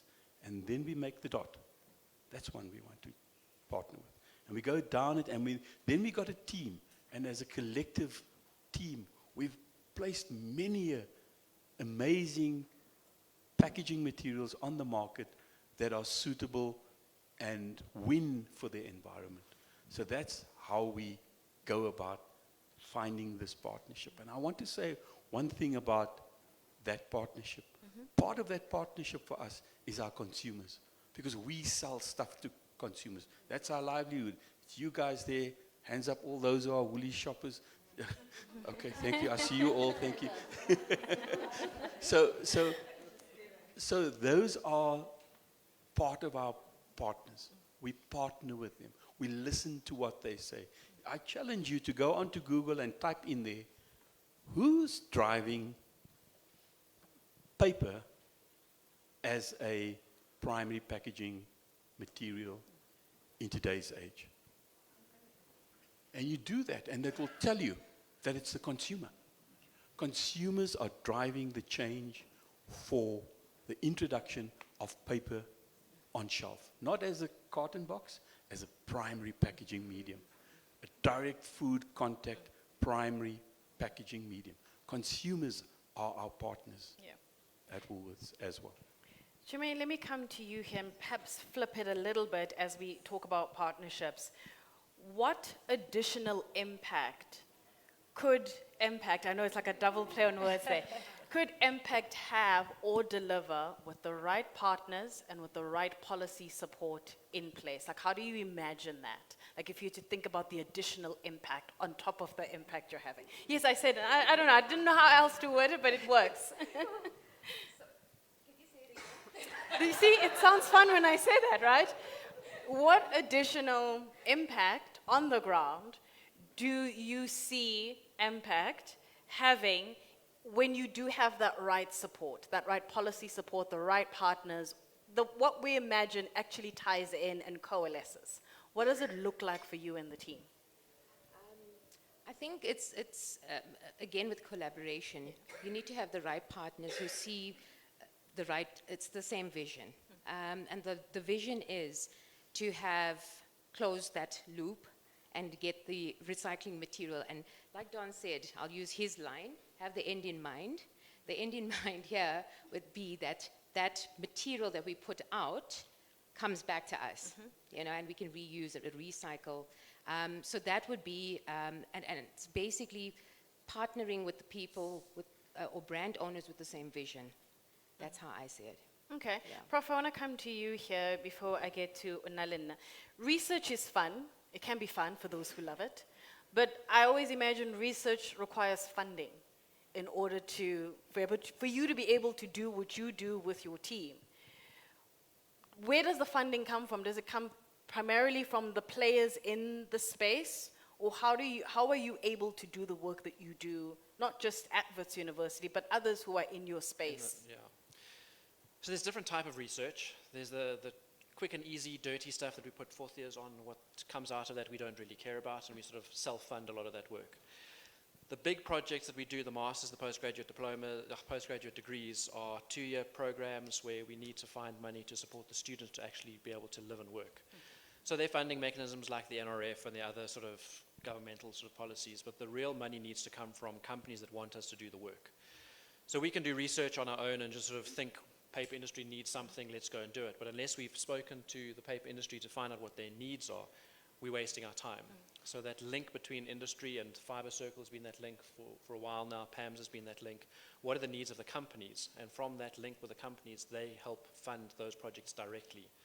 So it's often the industries themselves that are funding the students or the research, and we'd like to get those students on site as well, so we can see, the students can see what exactly the problem is, and not just keep it as a university project behind closed doors where they don't see the actual on-the-ground problem. So that's the majority of the funding is through the actual companies.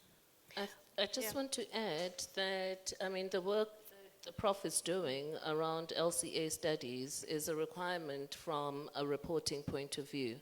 There is a big data shortage there. Was it EcoInvent or, see, I even remember the names for this psychology graduate here. But there is a lot of work that we need to do. We do not have enough data sets for informing South Africa. Our colleagues at Pick It Up were speaking about landfills. We need to know if we put an SIG carton in a landfill, how long will it stay there for? You know? Is there a difference between a landfill in the Western Cape versus a landfill in Bloemfontein. Okay, because our country, our temperatures are not the same, the weather's not really the same. We still have a lot of research to do. And it's true, we haven't put a lot of money in research really from a paper point of view, because we were so innocent for a long time, you see. Plastic, plastic on the other hand, not so much, but it is very important that more funding goes into research.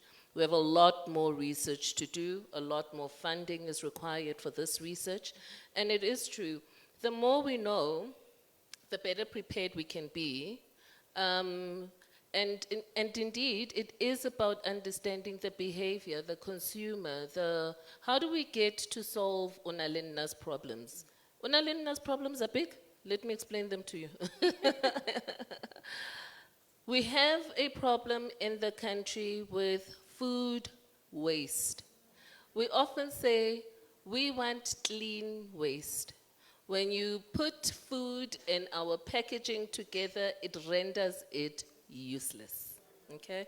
So, and that's been part of how we partner with the pick-it-ups of the world, with the Stellenbosches of the world, but it is truly around saying, perhaps there needs to be a PRO for food, okay, so that they can deal with food. But we need clean material, and we need to understand what happens when our material is soiled in the way it is and contaminated in the way it is. Are there ways in which technology is evolved and more research needs to be done there? But the point of what I'm trying to say is that certainly more funding is required to enable the work that the profs are doing, both here at Wits and also at Stellenbosch. We have quite a number of programs that are running, but we need more money for research. Unalinna, apparently you have lots of problems. We are hearing them now. But as we imagine the partnerships that can fix your problems or at least move the needle, I think you touched on one of them. I think it was separation at source that you had alluded to. How do we move the needle on your problems by making them less, not just for you, but for those who are also in the same space at Huhtamaki? Look, I think touching on the partnership, I'll explain what also the efforts that Huhtamaki is putting up just for us to have availability of the feedstock that we need, and then I'll come to the problems. So as global strategy and also local strategy, we're looking at the reclaimers. I will connect with Arrow after this. Thank you for creating these partnerships as well. So we're looking at that. So Waste Aid sponsored a waste premier program where we were educating the waste pickers, where we planted a seed by donating, depending on what their pitch was. Yeah. Others needed bins, others needed trolleys, others whatever that they needed. But we sponsored that to ensure that at least we educate so that we can enable more suppliers, if I may put it like that, from a supply development point of view. And we've worked with Fiber Circle as well from an SMME point of view, where we have some of those guys as vendors for us. Yes, and another thing that MK also explained as a challenge from their side was having funds, you know, for us, for them to say, how do I buy when I don't have enough cash flow, but I need this? So we've also adjusted our payment terms to say, for this small recyclers or this small vendor, we will adjust the payment terms to 7 days, for example, to allow them to buy more for, and also reduce the tons, even if it's our minimum order quantity, something else, but we will say 8 tons is enough, because we look at also the transport part of things to say if they can get a smaller one, with an 8-ton truck at a 7-day payment term, I think that will do. So we're really trying to partner with them in that sense for availability of paper. But it is a very difficult one, because pricing also plays a role, because now you have to fish for this good paper that you're looking for. So I think for Huhtamaki, the solution is, I think, around the room, where we can partner with a couple of, like MK, for example, we can partner with Arrow, for example, to understand, for them to understand what we need from them, the type of paper that we need from them. I hear Prof talking about research as well. As much as we have specific waste paper that we're looking for, what else is there that we can use? Have we done enough research for us to understand the fiber that we're looking for? Is it not lying somewhere else where we can, is there any other material that we can use that we're overlooking because we are used to flat news, corrugated box, or whatever? So are we using the availability of the research space enough? Maybe not. So it's also for us as industries to understand what other resources are available for us to use to win in this game. But I think for Huhtamaki as an example, we are dependent on waste pickers, waste recycled, paper waste to be specific, as a feedstock for us. It's our main raw material. Okay, so I'm going to, Don, I know you want to respond. I'm going to let you respond. Just give me a few seconds. So what's going to happen after Don gives his perspective is I'm going to pause my side of the questions and I'm going to open it to audience interaction. But I do also understand that Natalie, because she does brand and innovation, and there are brand and innovation related commitments at SIG that she does need to tend to, we will be excusing Natalie from the panel. But if there are any questions relating to SIG and the work that they do, but also in relation to this conversation, Nicola will be answering most of those. So Natalie, let me excuse you now. Thank you so much for participating for this discussion. Don, over to you. Thank you. I no longer apologize for having a lot to say about packaging because it's been 40 years that I've been in the packaging industry, but I didn't want to miss the opportunity to respond to Edith. Packaging is divided into 3 sectors: primary, secondary, and tertiary. Tertiary and secondary is where paperboard and fiber packaging resided mostly. It dabbled in primary packaging, and primary packaging defined as packaging that is in direct contact with the food product, primary packaging. Paper is shifting into the primary packaging area. And when you shift into the primary packaging area, where food and product is in direct contact with it, you have to accept a little bit of contamination. And here's a challenge to the recyclers in the room, that no longer can you go with that narrative, we want clean packaging. If you're going to grow and see advancements in primary packaging, then you must accept a little bit and address a little bit of contamination in packaging. That's all I ask from you. Partner with us. We're shifting paper and fiber packaging into the primary domain. Thank you. Okay, on that good note, let's open the floor to questions. I see lots of hands up. I'm going to try and get the mic. Oh my goodness, y'all got excited. That's nice. Okay, I'm going to try and get as many questions in there in the space of time that we've got. But let's start over there. Hi, good afternoon, everybody, and thank you so much.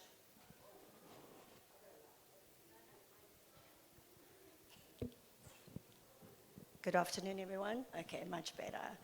Thank you so much for such an enlightening colloquium, and thank you to Fiber Circle for hosting this incredible event. I've really learned a lot today, from waste pickers' plight and recyclers' plight to brand owners and the likes of professors who are dealing with the type of research that we're looking for.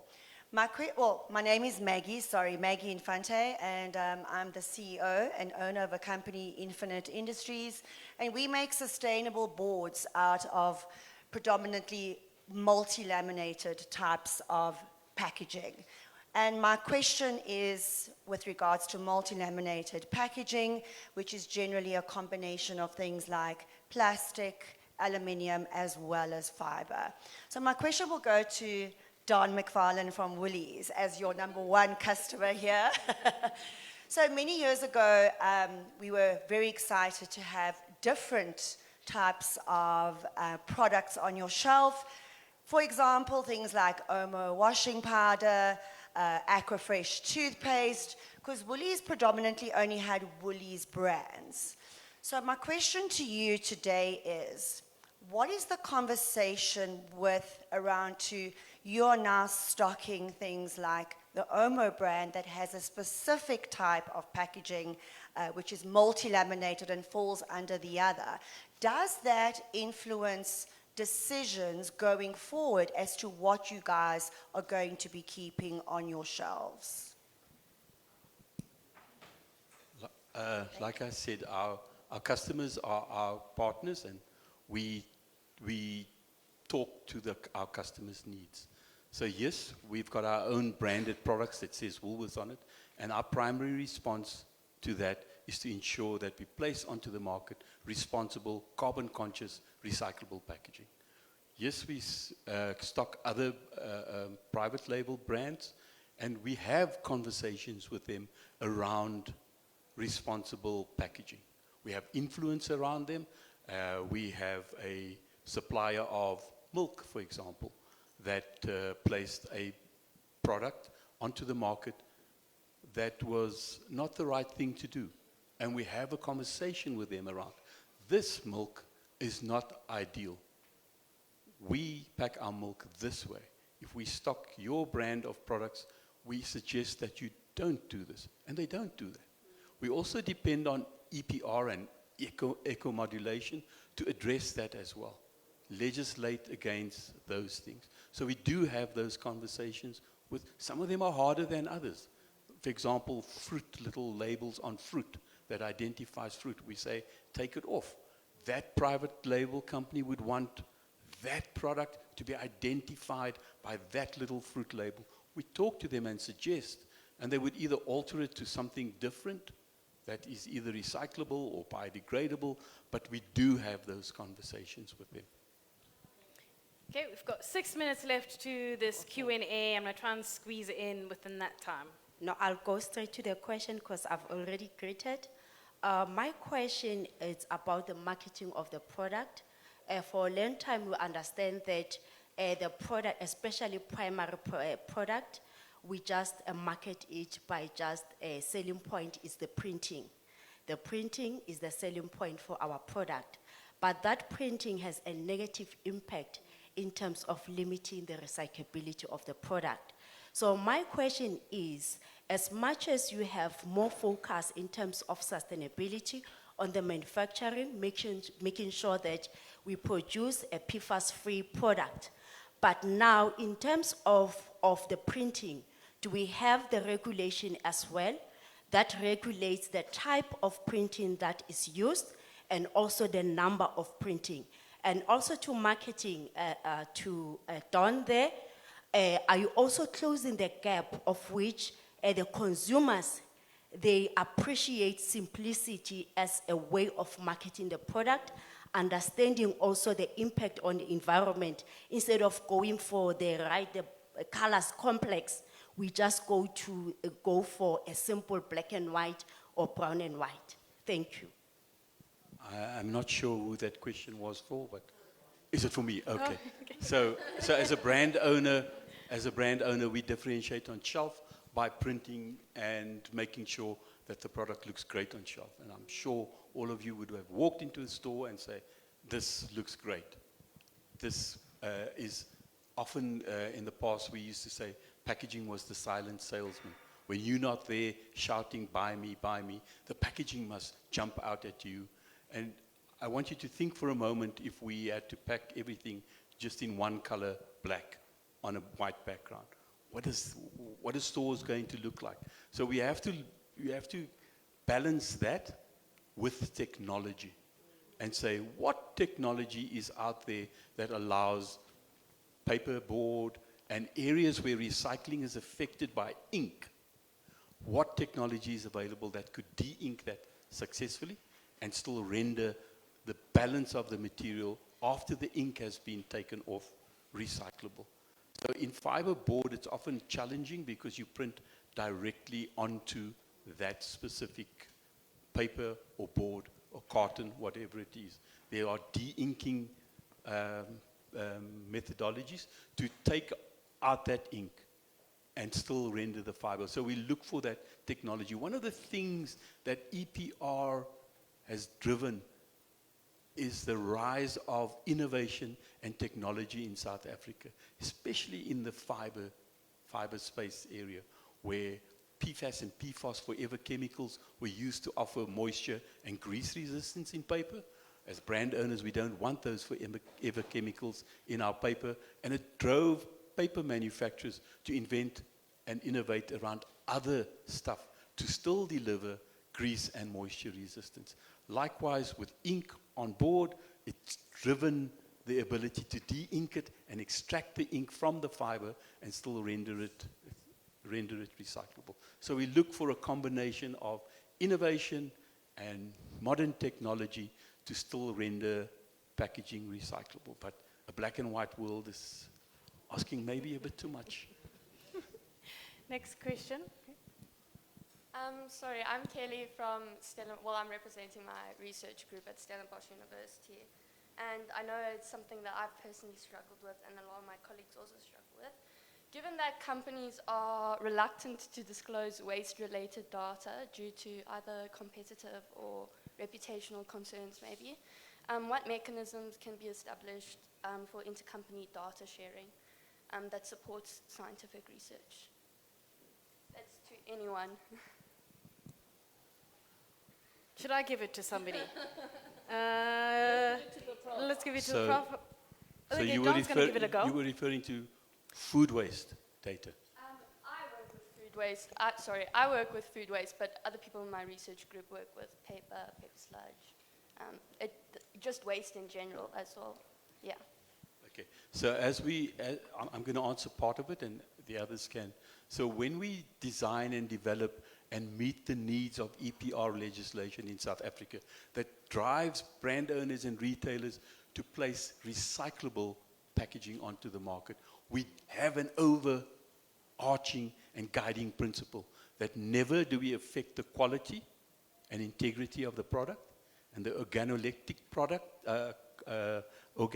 properties of the product. That taste, that mouthfeel, that color, that way that you eat the product must never be affected when we shift over to recyclable packaging. And the second thing is that it must never drive up food waste. We cannot have something recyclable and increase food waste. So that's the way we manage this shift as we move into a more circular solution for packaging. That we don't affect quality of product and we don't drive up food waste. Those are the guiding principles of development in packaging. I was at Tokyo Pack last year, and the opening address from the president of the Institute of Packaging in Japan, he said that if you affect those two aspects of food, then let's keep the status quo as it is, and let's not move into recyclable packaging if you're going to drive up food waste and affect food quality. So we always have that overarching and guiding principle that we don't affect waste. And do you, just quickly, do you share willingly with each other data on how you are doing that to aid her research and the team? I think that was the question around openly sharing that data. So there are many platforms now to share data responsibly. In the old days, if I had to share with somebody else, it would be considered anti-competitive and things. So there's many industry bodies, organizations, PROs, and safe spaces where if we develop something that's uniquely Woolworths, that is non-food waste related, there's a government platform for food waste. There are other platforms for driving out food wastes, like packaging waste, like PROs. PROs, if you put 10 on the market, they want to recover 10. That's the ultimate goal. And those are safe platforms which I encourage you to join and access so that you can get more of this kind of data. Okay. In the interest of time, and I want to obviously acknowledge the fact that many of you do have questions, the panel members are in the room, so you can approach and ask them your specific question, and they can get into as much detail as you would like. I need to wrap this particular part of the session. Thank you so much for the questions, but don't throw the questions away. Please park them. Immediately after this, you can approach them and talk to them freely. Thank you so much for engaging. Thank you so much to those of you who are watching virtually. You've been with us. And thank you to the panelists for making the time to be here. We really do appreciate it. Edith, I'm going to excuse the remaining panel members, but I'm going to ask you to remain on stage to thank everybody and give us a proper goodbye as we go our separate ways. And I do understand we've got a microphone quite close to you. Let's allow you to take a picture before we actually do that.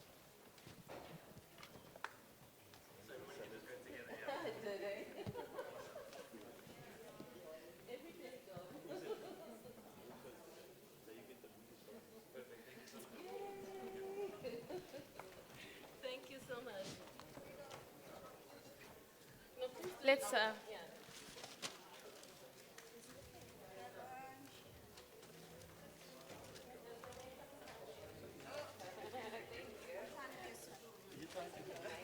you very much.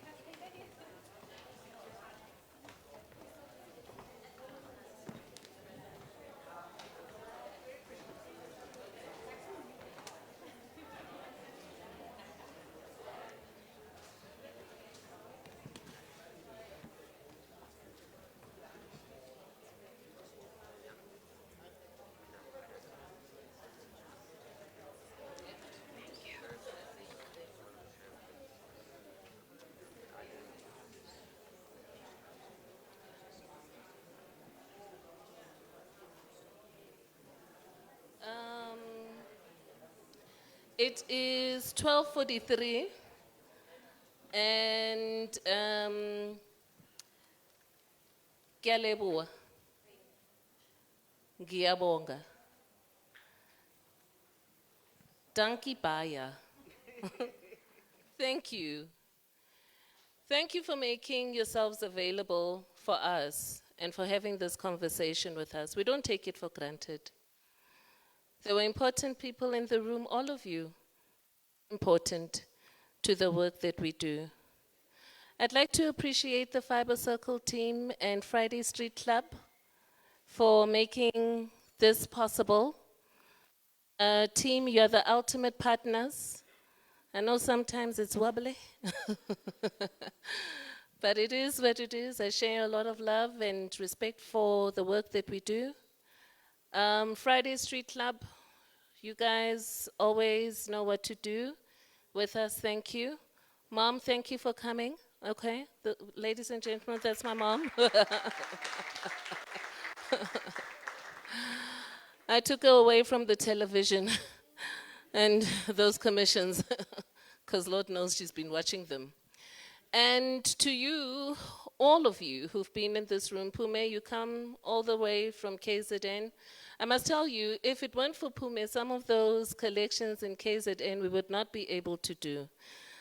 Because it's deep, it's rural, it's all sorts of places. I appreciate you. I saw my Buntle people as well. So, Dumisani, it was funny when Masopa said, I get a hold of you more than he does. I got that, but you know, Banabamutu Habatswani, we are not the same. Please enjoy still, connect with us. Let's chat some more. We look forward to the next theme, and perhaps you could suggest what the next theme is. I think that we have a summary of what we have discussed here today. Do we? I think there we go. It's been in real time. It's been captured in real time, what we've been saying here today. And thank you as well for that partnership. It's amazing.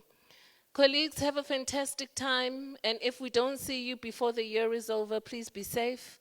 Enjoy your Christmas with your families, and we appreciate everything that you do. Oh, I forgot to mention our director there, Mr. Dow. If you could just wave there for our colleagues. He sits on the Fiber Circle board. Thank you all. Please enjoy. Ma'am, please come here. I mean, isn't she just everything?